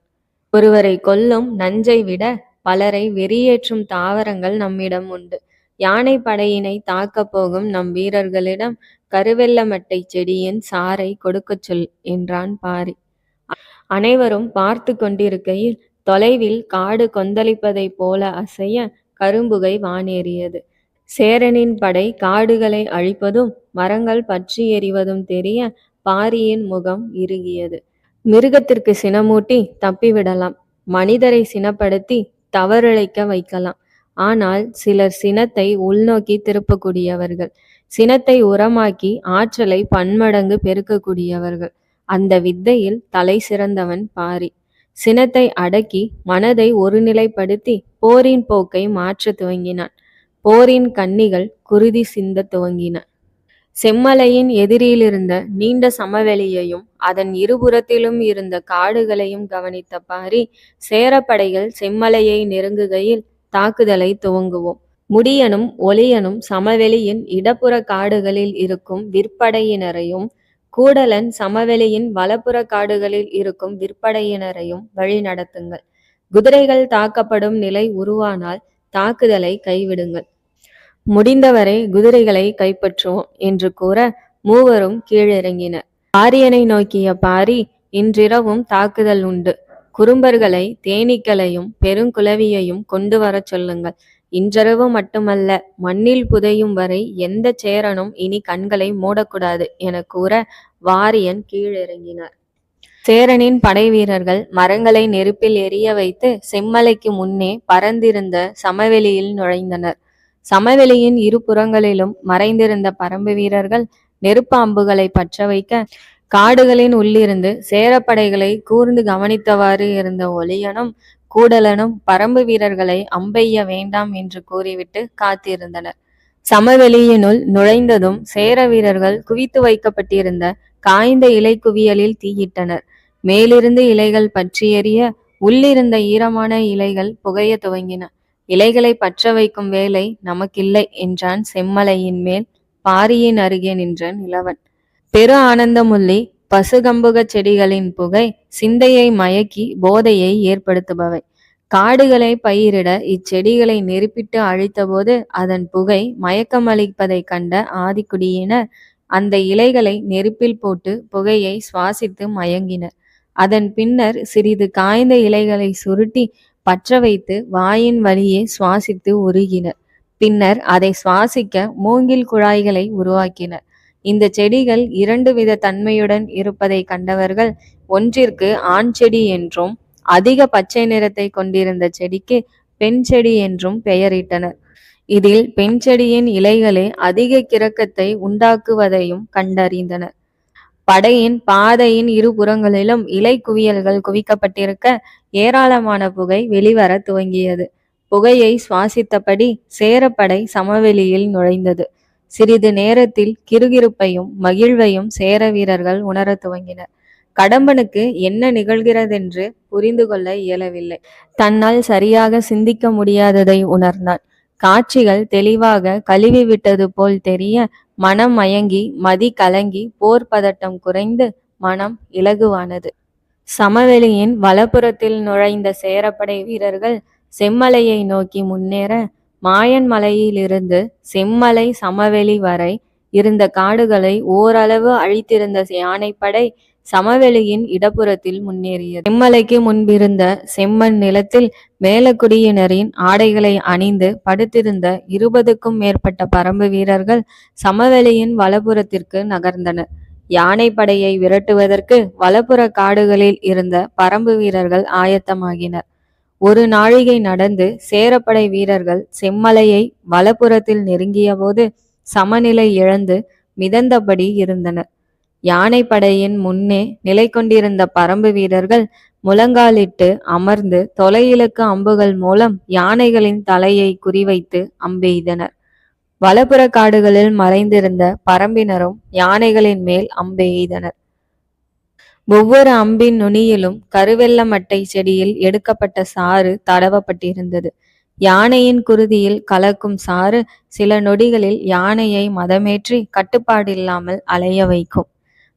வீரர்களே இல்லாமல் அம்புகள் மட்டும் பாய்ந்து வருவதைக் கண்ட யானை பாகன்கள் திடுக்கிட அம்புகள் பாய்ந்த யானைகள் தொடர்ந்து முன்னேறின.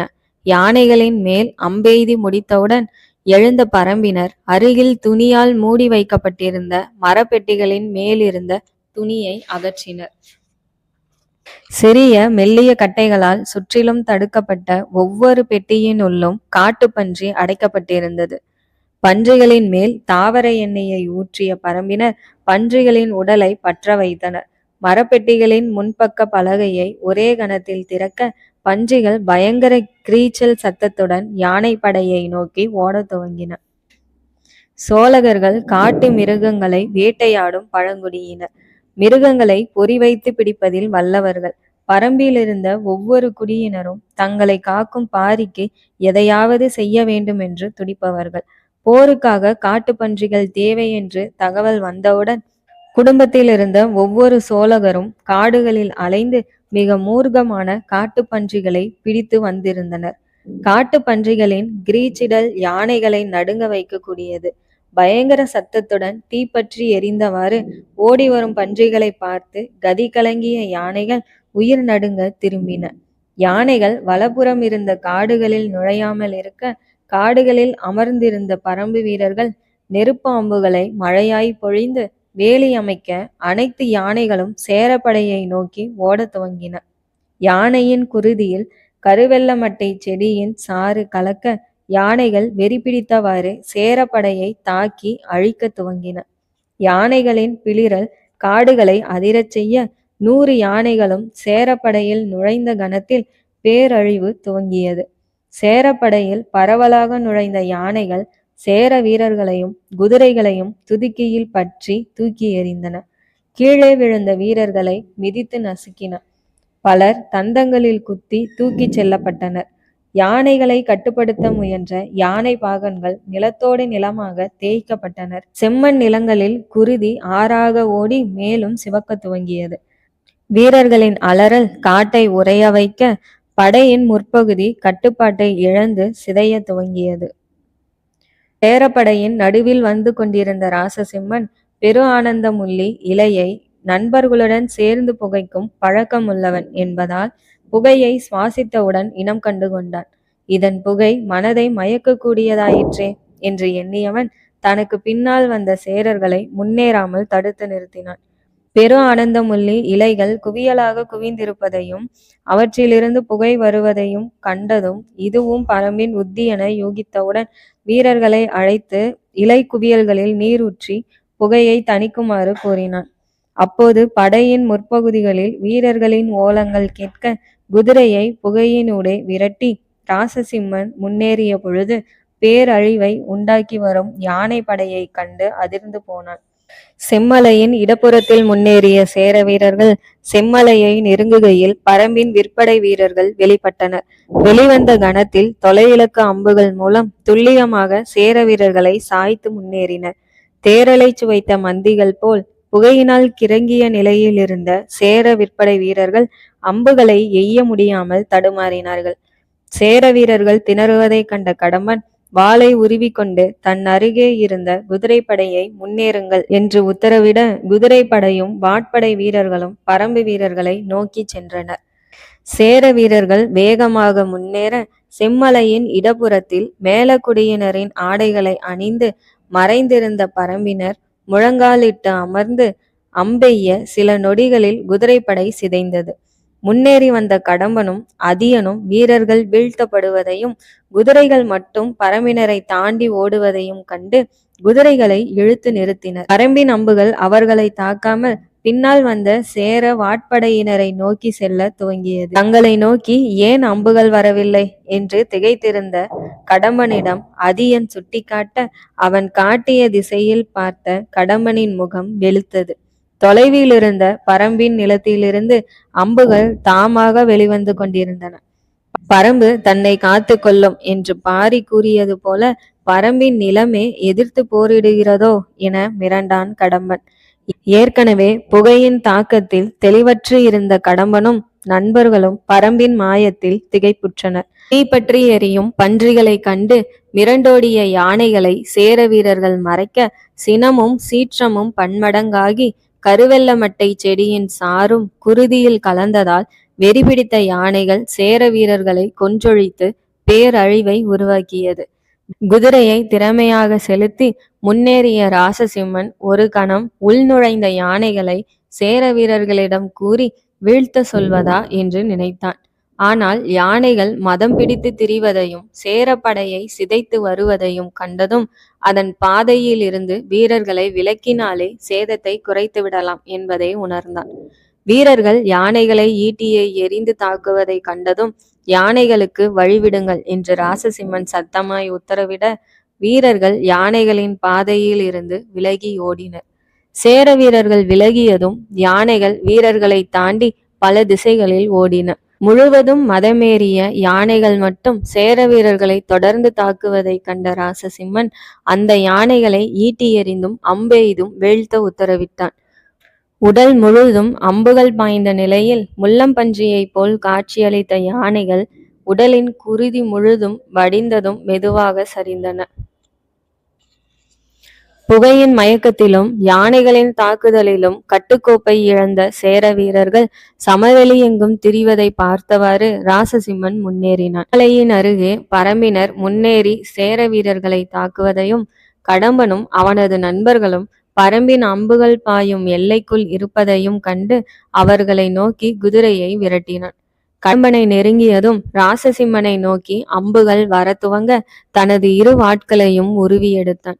அம்புகளை எளிதாக சமாளித்தவாறு கடம்பனை நெருங்கியவன், என்ன செய்கிறாய், பின்வாங்கு என்று கூற கடம்பன் கையை உயர்த்தி அம்புகள் வரும் திசையை காட்டினான். கடம்பன் காட்டிய திசையை கண்ட கணத்தில் ராசசிம்மன் அதிர்ந்து போனான். கடம்பன் காட்டிய இடத்தில் எய்பவர் யாருமின்றி அம்புகள் மட்டும் வெளிவருவதை கண்டதும் சற்றும் தயக்கமின்றி குதிரையை முன்னோக்கி நகர்த்தினான். பரம்பின் அம்புகள் அவனை நோக்கி வர கையில் இருந்த வாட்களை சுழற்றி தற்காத்து கொண்டான். ராசசிம்மன் முன்னேறுவதை கண்ட கடம்பனும் நண்பர்களும் பின்தொடர சற்று முன்னேறிய ராசசிம்மன் கூர்ந்து கவனிக்கையில் தொலைவில் முழங்காலிட்டு அமர்ந்திருந்த பரம்பினர்கள் தெரிந்தார்கள். குழப்பத்திற்கு தீர்வு கிட்டியதும் கண்களை உயர்த்தி மலையின் மேலே பார்த்தவனுக்கு உடல் ஒரு கணம் சில்லிட்டு போனது. ராசசிம்மனை பார்த்தவாறு பாரி நின்றான். செந்நீர் நிலம். வானும் மண்ணும் கண்ணோடு கண் பொருந்தி பார்ப்பதைப் போல பாரியும் ராசசிம்மனும் ஒருவரையொருவர் பார்த்தவாறு இருக்க மூவேந்தர்களும் பொறாமை கொள்ளும்படி மக்களின் மனதை ஆளும் மாமனிதன் என்ற நினைவு ராசசிம்மனின் மனதில் தோன்றி பிரமிக்க வைத்தது. இரு வீரர்களுடன் பாரி நிற்பதை கண்ட ராசசிம்மனுக்கு பாரியை வீழ்த்துவதே தனது வீரத்தை உலகுக்கு எடுத்துரைக்கும் செயலாய் அமையக்கூடும் என்று தோன்ற தனது வலக்கையில் இருந்த வாளை பாரியை நோக்கி உயர்த்தி காட்டிவிட்டு குதிரையை திருப்ப முயன்றான். மறுகணம் அருகிலிருந்த இளங்கீரனின் ஈட்டியை வாங்கிய பாரி இடது காலை முன்னால் நகர்த்தி உடலை பின்னோக்கி வளைத்து வலக்கையை முழுவதும் பின்னிழுத்து அதிவேகமாக ஈட்டியை ராசசிம்மனை நோக்கி எறிந்தான். காற்றை கிழித்து கொண்டு மின்னலை போல் பாய்ந்த ஈட்டி கண்கள் காணவியலா வேகத்தில் கீழ் இறங்கியது. ராசசிம்மனின் சிந்தையிலிருந்து நகருமாறு எண்ணம் தோன்றும் முன்னர் ராசசிம்மனை கடந்து சென்ற ஈட்டி அவர்களுக்கு பின்னால் அவர்களை நோக்கி வந்து கொண்டிருந்த யானையின் காதில் பாய்ந்து மறுகாதில் வெளியேறியது. யானை ஓரடி கூட எடுத்து வைக்காமல் சரிந்தது. ஐம்புலன்களும் ஒடுங்கி அதிர்ச்சியிலிருந்து மீள முடியாத ராசசிம்மனுக்கும் மற்றவர்களுக்கும் என்ன நடந்ததென்றே புரியவில்லை. பின்னால் திரும்பி பார்த்தவுடன் நடந்ததை புரிந்து கொண்டனர். 1000 அம்புகளை எய்து யானையை வீழ்த்திய சேரப்படையையும் ஒரே ஈட்டியில் யானையை சரித்த பாரியையும் நினைத்து கதிகலங்கி போனான் ராசசிம்மன். ஒரு மனிதனால் இவ்வளவு வேகமாக ஈட்டியை எறிய இயலுமா என்று மதிமயங்கி நின்றான். காட்டின் அரசன் விலங்குகளை வீழ்த்தும் முறைகளை அறிந்திருக்கிறான். இதில் பெரிதாக என்ன ஏதுமில்லை என்று மனதை சில நொடிகளில் திடப்படுத்தி கொண்டு, அவன் பாரிதானே என்றான் ராசசிம்மன். ஆம், பரம்பின் தலைவனேதான் என்றான் கடம்பன். பாரி ஈட்டியை எறிந்த வேகத்தை பார்த்து திகைத்தவர்கள் யானின் காதுகளில் ஊடுருவி முழுவதும் வெளியேறியிருந்த ஈட்டியில் அவன் ஆற்றலை கண்டு வெளிரி போய் இருந்தனர். வேகமாக குதிரைகளை திருப்பி பின்வாங்கினர். பாரி ஈட்டி எறிந்த வேகத்தை கண்ட நிலவன் அதிர்ந்து போயிருந்தான். கருணையையும் மென்மையையும் மட்டும் பாரியிடம் பார்த்திருந்த நிலவன் பார்க்காத வேகம் இது, கனநேர உக்கிரம் இது. அன்பையும் பாசத்தையும் பொழியும் தாய் திடீரென அதட்டும் போது திகைத்து போகும் குழந்தையைப் போல் விக்கித்து நின்றான் நிலவன். நிலவனின் நிழலாய் எப்போதும் உடனிருந்த இளங்கீரனோ இடியோசையை கேட்ட நாகம் போல் ஒடுங்கி நின்றான். ஒரு கணம் நிலவனும் இளங்கீரனும் கண்ணால் பார்த்து கொண்டனர். மெதுவாக நிலை மீண்ட நிலவன், யாரவன் என்றான் அச்சம் கலந்த மெல்லிய குரலில். விராட நாட்டை பிடிப்பதற்காக சேரர்கள் அந்நாட்டு வீரர்களை கொன்றொழித்த விதத்தை வாணர்கள் மூலம் அறிந்திருந்த பாரி ராசசிம்மனாக இருக்க வேண்டும் என்றான். நான் கீழிறங்கி அவனை வீழ்த்தட்டுமா? வேண்டாம். பகைவனை கணிக்க கற்றுக்கொள்ள வேண்டும். நீ வேகத்தில் நிகரற்றவன், ஆனால் வயதுக்கேற்ற ஆற்றல் அவனிடம் அதிகம். மீண்டும் கனிந்திருக்கும் தாயிடம் பேசுவது போல உணர்வு நிலவனுக்கு தோன்ற, எதற்காக அவனை யானையிடமிருந்து காப்பாற்றினாய் என்றான் நிலவன். யானை கடம்பனின் நண்பர்களை நோக்கிச் சென்றது. நிலவா, பழங்குடியினரை காப்பது என் கடமைதானே என்றான் பாரி. கடமை அல்ல, கருணை என நினைத்தான் நிலவன். சேர வீரர்கள் பின்வாங்க துவங்கினாலும் புகையை சுவாசித்ததால் ராசசிம்மனின் உத்தரவு புரியாத நிலையில் குழம்பியிருந்த சேர வாட்படை வீரர்கள் வாட்களுடன் முன்னேறினர். பல சேர வீரர்களும் சில யவன வீரர்களும் செம்மலையின் வலப்புற அடிவாரத்திலிருந்து அம்பெய்து கொண்டிருந்த பரம்பினரின் அம்புகளை வாளினால் தடுத்தபடி முன்னேறினர். ஏராளமான வீரர்கள் தொடர்ந்து வர பரம்பினர் அம்பெய்து கொண்டே பின்னேறினர். கரட்டின் மேலிருந்து கழுகினை போல் சமவெளியை உள்வாங்கிக் கொண்டிருந்த பாரி சில கணங்களில் பரம்பினர் சேர வீரர்களால் சூழப்படுவர் என்பதை உணர்ந்த மறுகணம் பரம்பு வீரர்களை காக்க புலிப்பாய்ச்சலில் கீழிறங்கினான். மலைச்சரிவு போல், காட்டாற்ற அருவி போல் மலை அதிர, நிலம் அதிர, ஒரு பாறையிலிருந்து மற்றொரு பாறைக்கு தாவி இறங்க பாறைகள் நொறுங்கின. பாறை துணுக்குகள் தெரித்தன. பாரியின் பாதங்கள் பாறையில் பதிந்த கணத்தில் விடுபட காற்றில் பயணிப்பது போல் பறந்தான். பரம்பு தலைவனின் வேகம் நிலத்தில் ஓடுவனவற்றிற்கு பிரமிப்பை ஏற்படுத்தக்கூடியது, பரப்பனவற்றிற்கு பொறாமையை ஏற்படுத்தக்கூடியது. பாரியை பின்தொடர்ந்து நிலவனும் இளங்கீரனும் போரிடப் போகும் மகிழ்வுடன் வேகமாக கீழிறங்கினர். பாரி முன்னேற பாரியின் இருபுறமும் நிலவனும் இளங்கீரனும் கீழிறங்க பரம்பு மூவிலை வேலின் 3 கூரிய முனைகளும் சேரப்படையை நோக்கி கட்டுக்கடங்காத வேகத்தில் பாய்ந்தது. செம்மலையின் அடிவாரத்தில் இருந்த பரம்பு வீரன் வில்லை விடுத்து இடையில் இருந்த வாளை உருவ முயன்ற போதே சேர வாட்படை வீரர்கள் இருவர் முன்னேறி வாளை வீசுவதற்கு கைகளை உயர்த்தினர். அந்த கணத்தில் பாரி 2 கைகளையும் விரித்தபடி உள் நுழைந்த அடிக்க யானையின் துதிக்கையால் அடித்தது போல் இருவரும் ஒடிந்து விழுந்தனர். தன்னை நோக்கி ஓடி வரும் ஏராளமான சேர வீரர்களை நோக்கி பாரி வேகமாக முன்னேறினான்.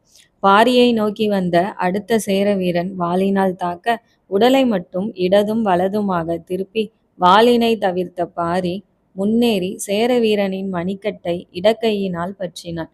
வலக்கையினால் அவன் கழுத்தை பற்றி தூக்கி மற்ற இருவரின் மேல் கோழி குஞ்சை எறிவது போல் வீசினான். மேலும் ஒருவன் முன்னேறி வாளை பாரியின் நெஞ்சில் பாய்ச்ச உடலை திருப்பி வாளை தவிர்த்து கொண்டு தனது இடக்கையினால் நீட்டியிருந்த வீரனின் கையை பற்றினான். மறு கையால் அவனின் இடுப்பை பற்றி சுழற்றி அடுத்த மூவரின் மேல் எறிந்தான். ஆயுதமேந்தியவர்களின் உடலை தனது ஆயுதமாக கொண்டு பாரி முன்னேறினான். பாரி சேர வீரர்களை அடித்து ஒடித்த வேகமும் வீரர்களை பற்றி தூக்கி எறிந்து முன்னேறிய விதத்தையும் கண்ட சேர வீரர்கள் பாரியை நெருங்க தயங்கினர். புகையின் பாதிப்பை விட பாரியின் வேகம் அதிக பாதிப்பை ஏற்படுத்தியது. பாரியை தொடர்ந்து கீழிறங்கிய நிலவனும் இளங்கீரனும் கரட்டிலிருந்து இறங்கும் போதே ஏராளமானோர் வருவதை கண்டனர். இருவரும் ஒரே விதமான ஆயுதங்களை பயன்படுத்துபவர்கள், ஒரே விதமாக சண்டையிடும் முறையையும் ஒத்த குணாதிசயங்களையும் கொண்டவர்கள். இருவரும் இணைப்பிரியாத நண்பர்களாய் இருந்ததற்கு இதுவும் ஒரு காரணம். இருவரும் தமது கைகளை ஆடையினுள் செலுத்தி வட்டக்கத்திகளை வெளியில் எடுத்தனர். வட்டுக்கத்திகள் உள்ளங்கையின் அளவே இருக்கும் மெல்லிய இரும்பு தகடுகள். 4-5 புறங்களில் வெட்டப்பட்டு மிக கூரான முனைகளை உடையவை. பல வட்டுக்களை மேலாடையில் வைத்து கொள்ளவும் ஒரே நேரத்தில் பல கத்திகளை பலரின் மேல் எரியவும் பயன்படும். எண்ணற்றவர்கள் நெருங்குகையில் வட்டுக்கத்தியில் சிறந்த பயிற்சி பெற்ற ஒருவனால் நொடி பொழுதில் அனைவரையும் வீழ்த்திட இயலும். ஒரே நேரத்தில் நிலவனும் இளங்கீரனும் 2 கைகளிலும் வட்டுக்கத்திகளை எடுக்க இளங்கீரன் ஒரு நொடி தாமதித்தான். நிலவன் வட்டுக்களை எரிய பல சேர வீரர்களின் மார்பு, கழுத்து, நெற்றி என உடலின் பாகங்களில் வட்டுக்கத்தி பாய்ந்திறங்கியது. தாக்கப்பட்டவர்கள் தடுமாறிய கணத்தில் இளங்கீரன் கத்திகளை வீசி அவர்களை வீழ்த்தினான். 2 நொடிகளில் பல சேர வீரர்கள் சரிந்தனர். இருவரும் மாறி மாறி வட்டுக்களை வீசி எறிய அனைத்து சேர வீரர்களும் சரிந்தனர். காற்றும் குருதி சொட்டியது. சில நொடிகளில் பல வீரர்களை வீழ்த்தி இருவரும் முன்னேற, வட்டுக்கள் தீர்ந்ததற்கு அடையாளமாய் நாக்கை மேலன்னத்தில் ஒட்டி விடுத்து சத்தமாக ஒலி எழுப்பிய நிலவன் தனது கண்டாவகை குறுவாட்களை வெளியில் எடுத்தவாறு இளங்கீரனை பார்க்க, ஓசை வந்த கணத்தில் இளங்கீரனும் தனது கண்டாவாட்களுக்கு மாறியிருந்தான். வலது கையில் இருந்த கத்தியை ஒருமுறை சுழற்றிவிட்டு துள்ளலுடன் நிலவன் முன்னேற, இளங்கீரன் பின்தொடர்ந்தான். மான்களின் கூட்டத்தில் பாயும் இளம் புலிகளாய் நிலவனும் இளங்கீரனும் சேர வாட்படை வீரர்களினூடே நுழைந்தனர். இருவரும் வாட்களை மின்னலாய் சுழற்றிய வேகத்தில் சேர வீரர்களின் கண்களுக்கு ஏராளமான வாட்கள் மின்னி மறைந்தன. சேர வாட்படை வீரர்கள் இருவரையும் சுற்றி வளைக்க முயல இருவரும் வேகமாக தாக்கினர். நிலவன் தாக்கும்போது இளங்கீரன் நடுவில் நுழைந்து சேரர்களை வெட்டி வீசினான். இளங்கீரன் நடுவில் புகுந்த கணத்தில் நிலவனின் வாட்கள் இளங்கீரனின் உடலில் படாமல் உள்நோக்கி சுழன்றது. இளங்கீரன் தாக்கிய போது நிலவன் உட்புகுந்து சேரர்களை சிதைத்து சென்றான். ஓசை எனும் மொழியில்லாமல் பார்வை எனும் ஒத்திசைவில் இடமும் வலமுமாய் இருவரும் நெருப்பு பின்னல்களாய் சுழன்றனர். பரம்பரையில் இருவரும் ஒன்றாக பல நண்பர்களுடன் போரிட்ட ஞாபகம் வர இருவரின் முகத்திலும் புன்னகை மலர்ந்தது.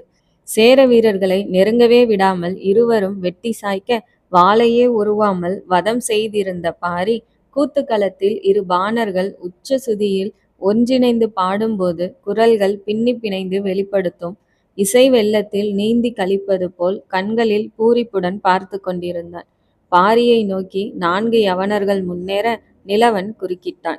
பாரியை நோக்கி சென்ற யவனர்கள் பிரிந்து இருவர் நிலவனிடமும் இருவர் பாரியிடமும் செல்ல, இளங்கீரன் நிலவனுடன் இணைந்து கொண்டான். யவனர்களை பற்றி முடியன் கூறியது நினைவுக்கு வர நிலவன் நாக்கை சுழற்றி ஓசை எழுப்பினான். எச்சரிக்கை தேவை என்ற குறிப்பை இளங்கீரன் புரிந்து கொண்டு பதிலோசை எழுப்பினான். யவனர்களை நிலவனும் இளங்கீரனும் எதிர்கொள்வதை கண்டதும் தன்னை நோக்கி வருபவர்களை உடனடியாக முடிக்க நினைத்தான் பாரி. இடைக்கச்சையில் இருந்து வாளை உருவினான். முதலில் வந்த யவனன் வாளை வீச, தனது வாளின் நுனி யவனனின் தலையை நோக்கி இருக்குமாறு பிடித்து தடுத்த கணத்தில் தனது கத்தியை விலக்காமல் யவனனின் கத்தியை உரசியபடியே வாளின் நுனியை கனப்பொழுதில் முன்னோக்கி பாய்ச்ச, கத்தி யவனனின் கழுத்தை ஊடுருவியது. விரிந்த விழிகளுடன் யவனன் மெதுவாக சரிய, பாரி அவனை வீழ்த்திய வேகத்தைக் கண்டு மற்றொரு யவனன் அதிர்ந்து போனான். பாரியின் கண்கள் போரிட்டு கொண்டிருந்த நிலவனை கவனித்தது. நண்பன் வீழ்ந்ததைக் கண்டு யவனன் வெறியுடன் முன்னேறி தாக்க, தனது உடலை யவனனின் உடல் பக்கம் நகர்த்திய பாரி யவனனின் வாளை தாக்கி கொண்டு யவனனின் கழுத்தை நோக்கி வாளை வீச, யவனன் வேகமாக விலகினான். கைப்பிடியுடன் ஒட்டியிருந்த யவன வாளின் அடிப்பக்கம் கூரகம் இல்லாமல் வேலைப்பாடுகளுடன் இருப்பதை பாரி கவனித்தான். இடதும் வலதுமாக வாளை வீசிய யவனன் முன்னேறி வாளை பாரியின் நெஞ்சை நோக்கி சொருக, விலகிய பாரி அடுத்த கணத்தில் தன் இடக்கையினால் யவனனின் வாளின் அடிப்பகுதியை பற்றினான். யவனன் அதிர தனது வாளை யவனனின் நெஞ்சில் சொருகினான். காற்றின் வேகத்தை கணித்து விடலாம். கணிக்க முடியாதது பாரியின் வாள்வீச்சு. யவனனின் உடலில் இருந்து வாளை உருவிய பாரி நிலவனும் இளங்கீரனும் போரிடும் விதத்தை பார்க்க துவங்கினான். யவனனிடம் போரிடும் போதே மெதுவாக திரும்பி பாரியை பார்த்த நிலவன், பாரி அதற்குள் இருவரையும் வீழ்த்தி இருப்பதை கண்டதும் திடுக்கிட்டான். தனது வேகத்தை அதிகப்படுத்தினான். பரம்பின் விற்படை வீரர்கள் அம்புகளை சரமாரியாக விடுத்து சேர வீரர்களின் எண்ணிக்கையை குறைக்க துவங்கினர்.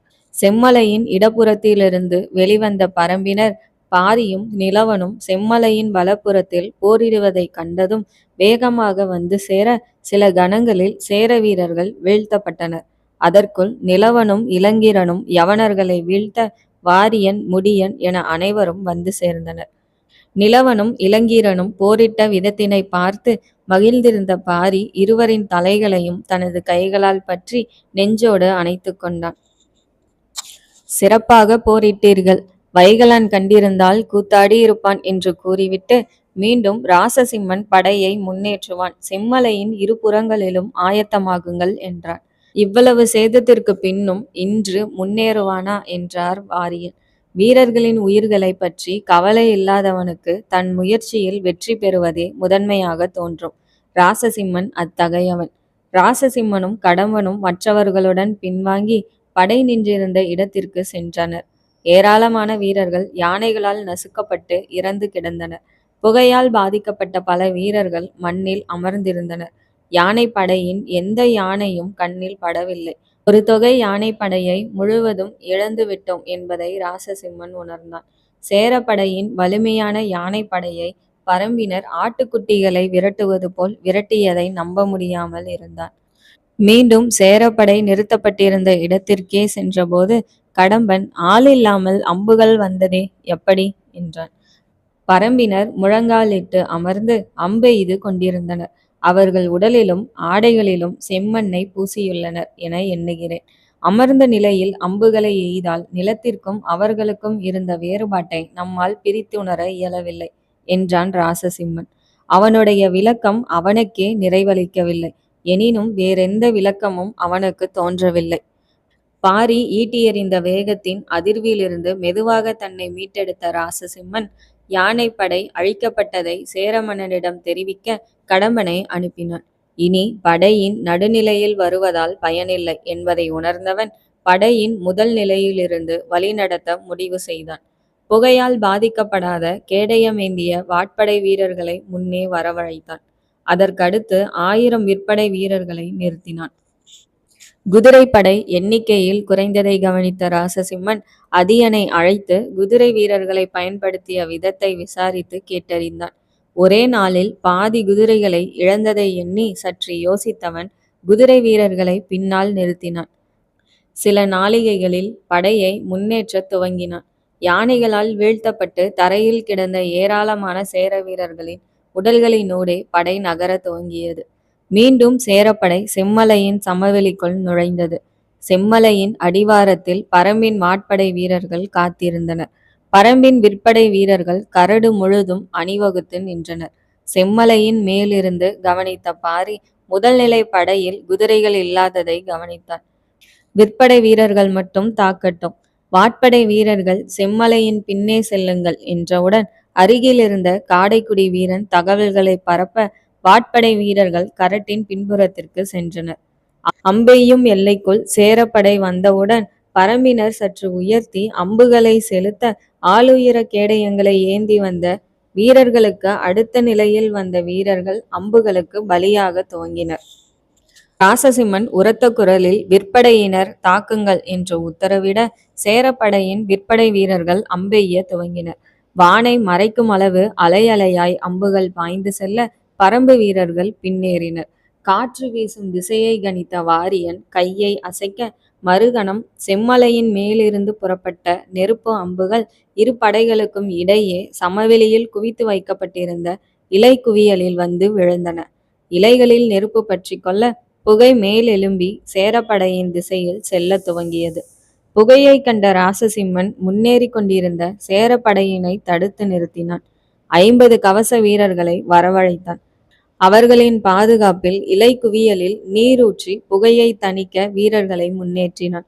அடுத்த கணம் செம்மலையின் மேலிருந்த பரம்பு வீரர்கள் அம்பெய்ய துவங்கினர்.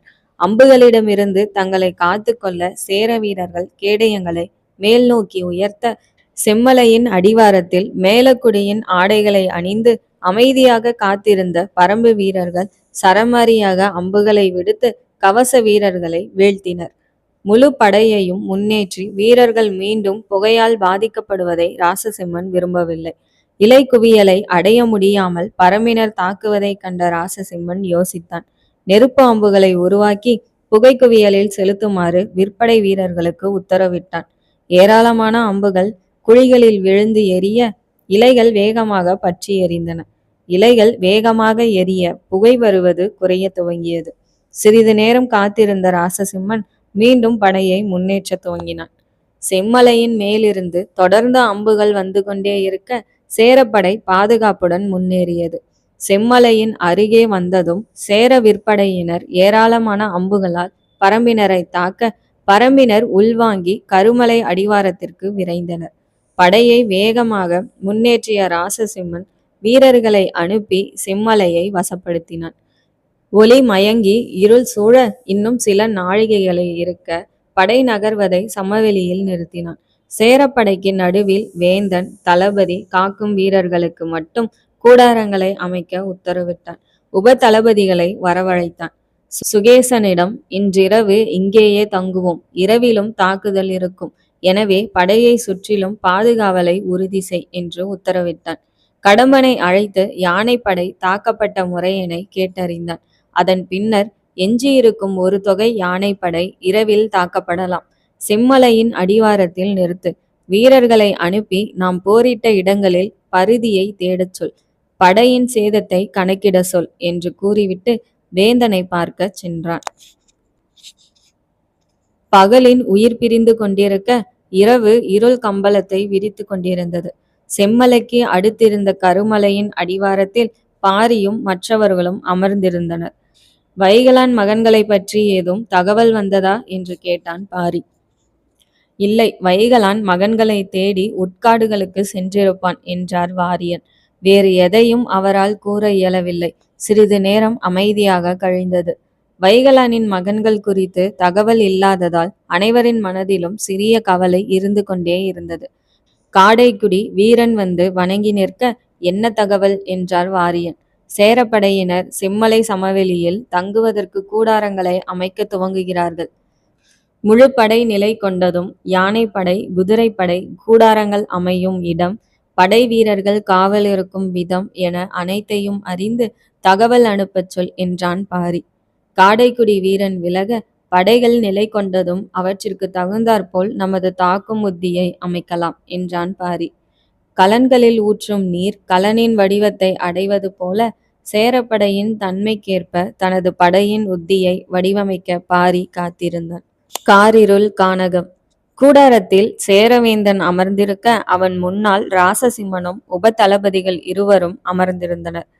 ராசசிம்மன், இன்றைய போரில் பருதி கொல்லப்பட்டான். பாதி குதிரைப்படையையும் பாதி யானைப்படையையும் இழந்துவிட்டோம். இழந்த வீரர்களின் எண்ணிக்கையை கணக்கிட கூறியிருக்கிறேன் என்றான். என்ன வகையான தாக்குதல்களை இன்று எதிர்கொள்ள நேரிட்டது என்றான் சேரவேந்தன் அமைதியாக.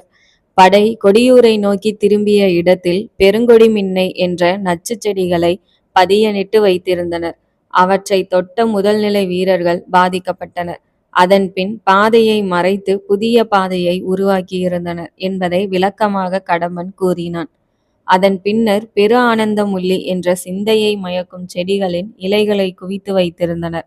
நமது வீரர்கள் காடுகளை அழித்து முன்னேறிய போது அவற்றையும் நெருப்பிட்டனர். அவற்றின் புகையை நுகர்ந்த நமது வீரர்கள் சிந்தை மயங்கினர். ஆதலால் நம் படை போரிடும் தன்மையை இழந்தது. அந்த நேரத்தில் தீப்பற்றி எரியும் காட்டு பன்றிகளை ஏவி யானைகளை மிரண்டோடச் செய்தனர். யானைகள் வெறியேறி நம் படையை தாக்கியதில் பேரழிவு உண்டாகியது. சற்று நேரம் யோசித்த சேரவேந்தன், எது நமது பலம் என்று நினைத்தோமோ அதையே நமது பலவீனமாக்கி காட்டியிருக்கிறான் பாரி. நமது பலத்தை வைத்தே நம்மை அழிக்கிறான். சரி, நாளைய திட்டம் என்ன என்று கேட்க, இன்றிரவும் தாக்குதல்கள் இருக்கும். அனைத்து புறங்களிலும் பாதுகாவலை பலப்படுத்தி விட்டேன். யானை படையை பன்றிகள் நெருங்க இயலாதவாறு 3 அடுக்கு காவலை ஏற்படுத்தி இருக்கிறேன். 1000 வீரர்களை செம்மலை கரட்டின் மேல் நிறுத்தி இருக்கிறேன் என்றான் ராசசிம்மன். வீரர்கள் அனைவரையும் ஆயுதங்களில் நஞ்சை தடவ கூறலாமே என்றான் சுகேசன். இரவிற்கான தாக்குதலுக்கு தேவையில்லை. குறி தவறும் அம்புகளால் நஞ்சு வீணாகும்.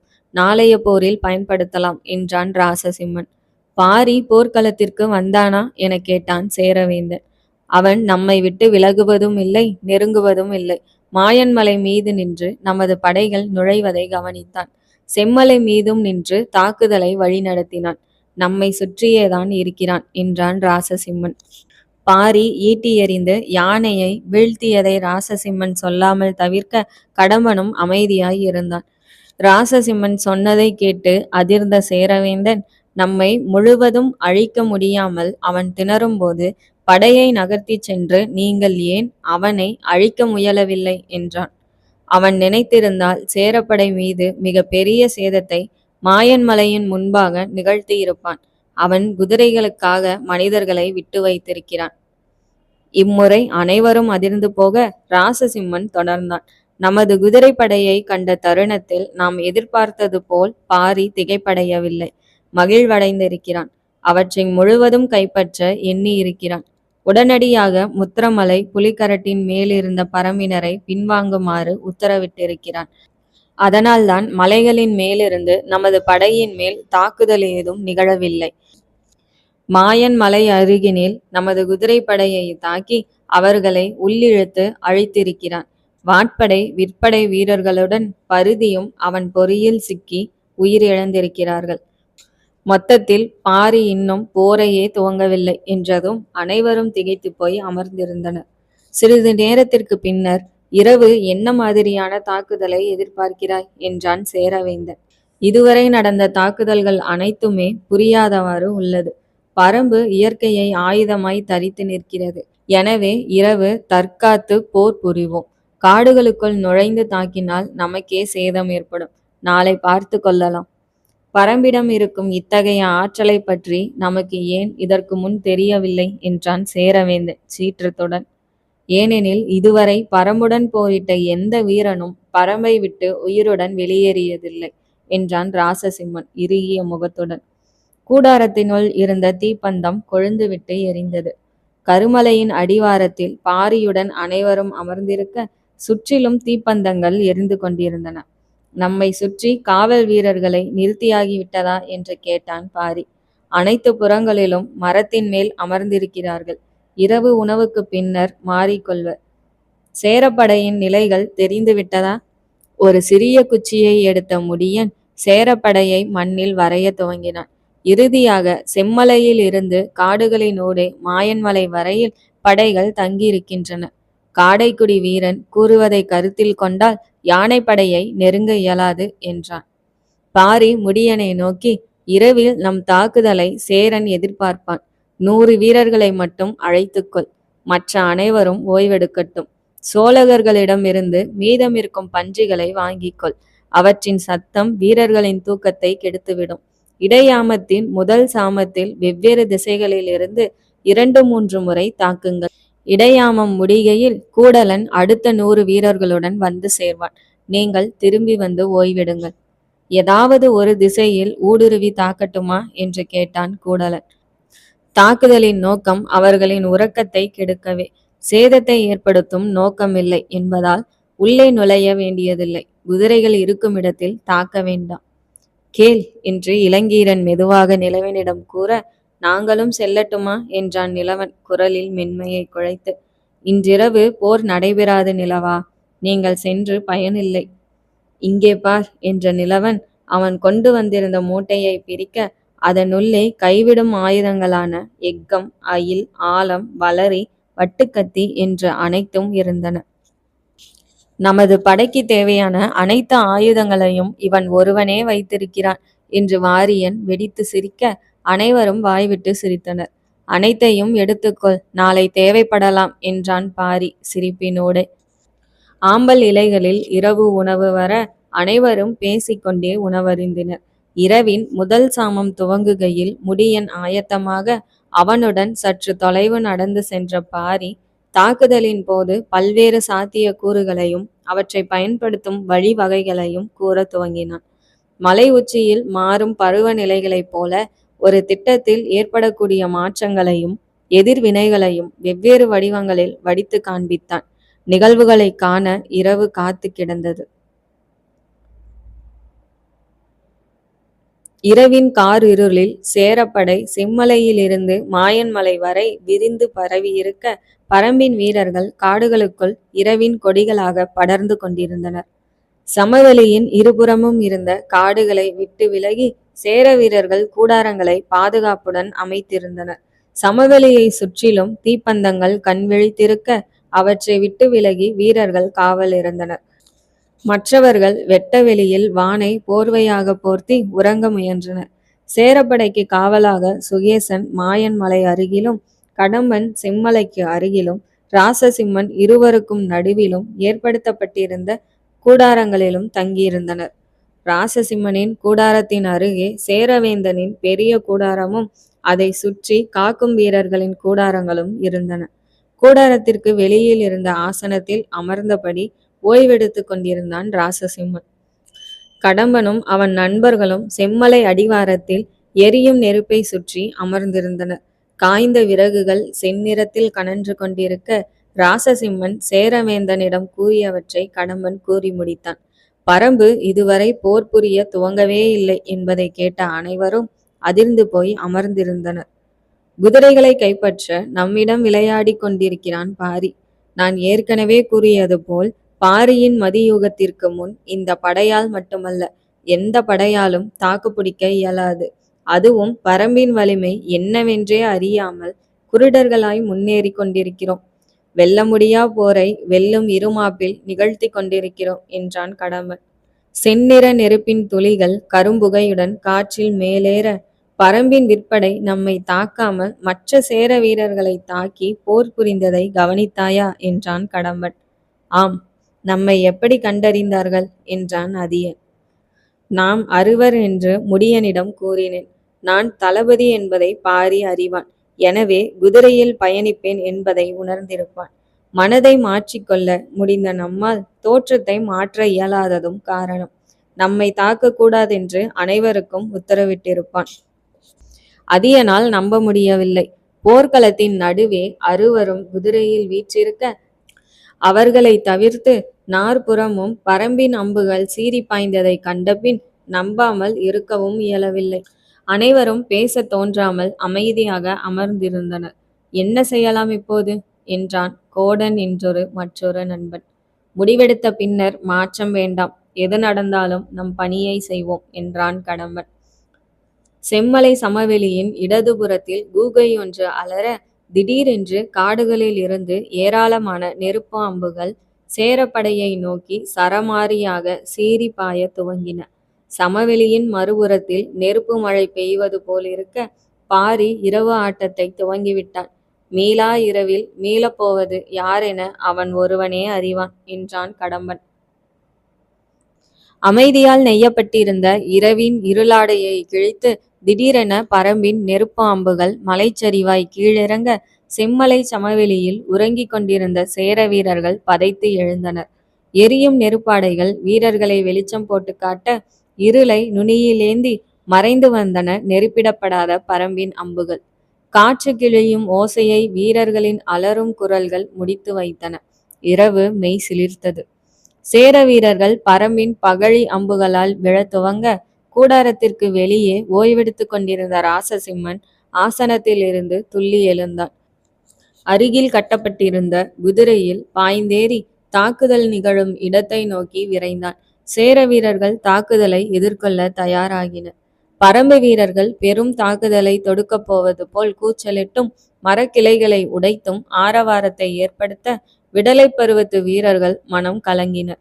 காடுகளில் இருந்து ஏராளமான அம்புகள் தொடர்ந்து வர, சில வீரர்கள் வீழ்த்தப்பட்டாலும் படையின் வெளிப்புறத்தில் வீரர்கள் ஆளுயர கேடயங்களை தாங்கி நின்றதால் சேதம் குறைவாக இருந்தது. செம்மலையின் இடப்புறத்திற்கு வேகமாக வந்தடைந்த ராசசிம்மன் சேர விற்படை வீரர்களை பதில் தாக்குதலை நடத்த உத்தரவிட, ஏராளமான சேர அம்புகள் காடுகளை நோக்கி பறந்தன. காடுகளில் நின்று பரம்பை வழி நடத்திய முடியன் தாக்குதலுக்காக மரங்கள் அடர்ந்திருந்த பகுதியை தேர்வு செய்திருந்தான். அனைத்து பரம்பினரும் மரங்களின் மறைவில் நின்று அம்பெய்ததால் சேர அம்புகளால் பரம்பு வீரர்களுக்கு எந்த சேதமும் ஏற்படவில்லை. சற்று நேரத்தில் பரம்பின் தாக்குதல் ஓய்ந்துவிட, சேர வீரர்கள் பரம்பின் அம்புகள் வந்த திசையை அச்சத்துடன் நோக்கியவாறு இருந்தனர். காடுகள் பெருமூச்சு விட மெல்லிய அமைதி சூழத் துவங்கியது. கண் விழித்த பறவைகள் மீண்டும் இமை மூடின. ஒரு நாழிகை கழித்து செம்மலை அடிவாரத்தின் அருகே மீண்டும் பரம்பு ஏராளமான ஓசையுடன் தாக்குதலை நடத்த, ராசசிம்மன் பரம்பின் நோக்கத்தை புரிந்து கொண்டான். கலவரமடைய ஏதுமில்லை. காட்டுவாசிகள் நம்மை இன்றிரவு தாக்க மாட்டார்கள். நமது உறக்கத்தை கெடுத்து பலவீனமாக்க முயல்கின்றனர் என்று உரக்க கூறியவனின் குரலில் வெறுப்பு தெரிந்தது. கேடயமேந்திய வீரர்கள் படையினை சுற்றியுள்ள வெளிப்பகுதியில் 2 வரிசைகளை உருவாக்குங்கள். 3வது வரிசையில் விற்படையினர் காவலிருங்கள், மற்றவர்கள் ஓய்வெடுங்கள் என்று கூற வீரர்கள் அமைதியடைந்தனர். ராசசிம்மன் செம்மலையின் அடிவாரத்திற்கு விரைந்தான். செம்மலையை ராசசிம்மன் அடைகையில் கடம்பன் ஏற்கனவே வீரர்களை முறைப்படுத்தி இருந்ததால் சேரப்படையில் எந்த சேதமும் ஏற்படவில்லை. பரம்பின் சத்தமும் அம்புகளும் காடுகளிலிருந்து வந்து கொண்டிருந்தன.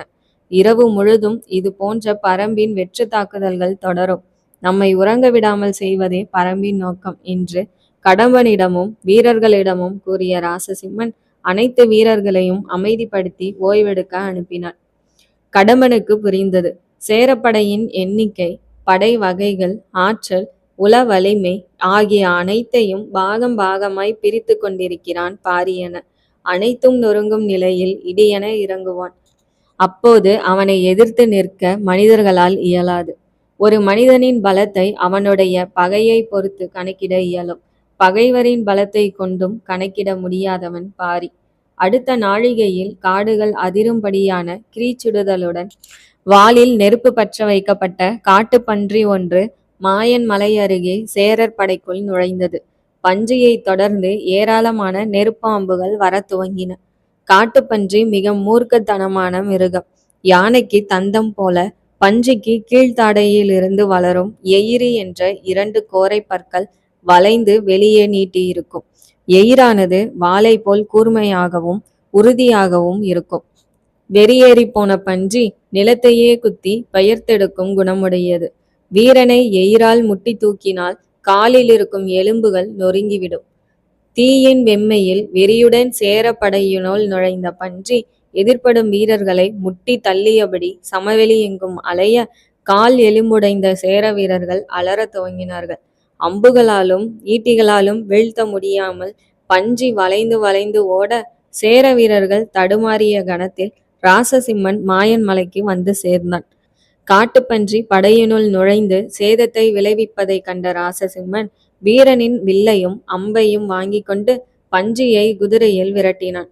அம்பை எய்வதற்கு ஆயத்தமாய் அம்பை நாணில் பொருத்தி குதிரையின் அங்கவடியில் நின்றவாறே பன்றியை துரத்தினான். இங்கும் அங்கும் பன்றி வளைந்தோட வீரர்கள் சிதறினர். ஓரிடத்தில் பன்றி வளைகையில் அம்பை விடுக்க பன்றியின் கழுத்தில் பாய்ந்தது அம்பு. அம்பு பாய்ந்த வேகத்தில் பன்றி மண்ணில் புரண்டு உருண்டு சென்றது. பன்றி கீழே சரிந்ததும் வீரர்கள் சூழ்ந்து அதை பார்க்க, பரம்பின் பரிசு வெட்டி சமையுங்கள் என்றான் ஒருவன். வேண்டாம், இதன் உடலில் பரம்பினர் நஞ்சை கலந்திருக்கலாம் என்று ராசசிம்மன் கூறியதும் அதற்கான சாத்தியக்கூறுகள் இருப்பதை வீரர்கள் உணர்ந்தனர். காயமடைந்தவர்களை சிகிச்சைக்கு அழைத்துச் செல்லுங்கள் என்று கூறிய ராசசிம்மன் மாயன் மலை அருகே இருந்த சுகேசனிடம் சென்றான். பரம்பின் அம்புகள் நெருப்பு மழையாய் பெய்து கொண்டே இருந்தது. ராசசிம்மன் கூடாரத்தினுள் சென்றமர எதிரே சுகேசன் அமர்ந்தான். இன்றிரவு முழுதும் தொடர்ந்து தாக்க பாரி தனித்தனி குழுக்களை நியமித்திருப்பான். நம்மை உறங்க விடாமல் பலவீனமாக்குவதே அவன் நோக்கம். நாம் இங்கு விழித்து கொண்டிருக்கையில் அவன் ஏதோ ஒரு இடத்தில் உறங்கிக் கொண்டிருப்பான் என்று கூறி சிரித்தான். என்ன செய்வது? அச்சமடைய வேண்டியதில்லை. பரம்பு வீரர்கள் உள்ளே வரமாட்டார்கள். சேரப்படையை மிக எளிதாக பரம்பினர் எண்ணுகின்றனர். படையை சுற்றிலும் 2 அடுக்குகளில் கேடய வீரர்களை நிறுத்து. அதன் பின்னர் 100 விற்படை வீரர்களை நிறுத்து. 10 நாழிகைக்கு ஒரு முறை வீரர்கள் மாறி ஓய்வெடுக்கட்டும் என்றான்.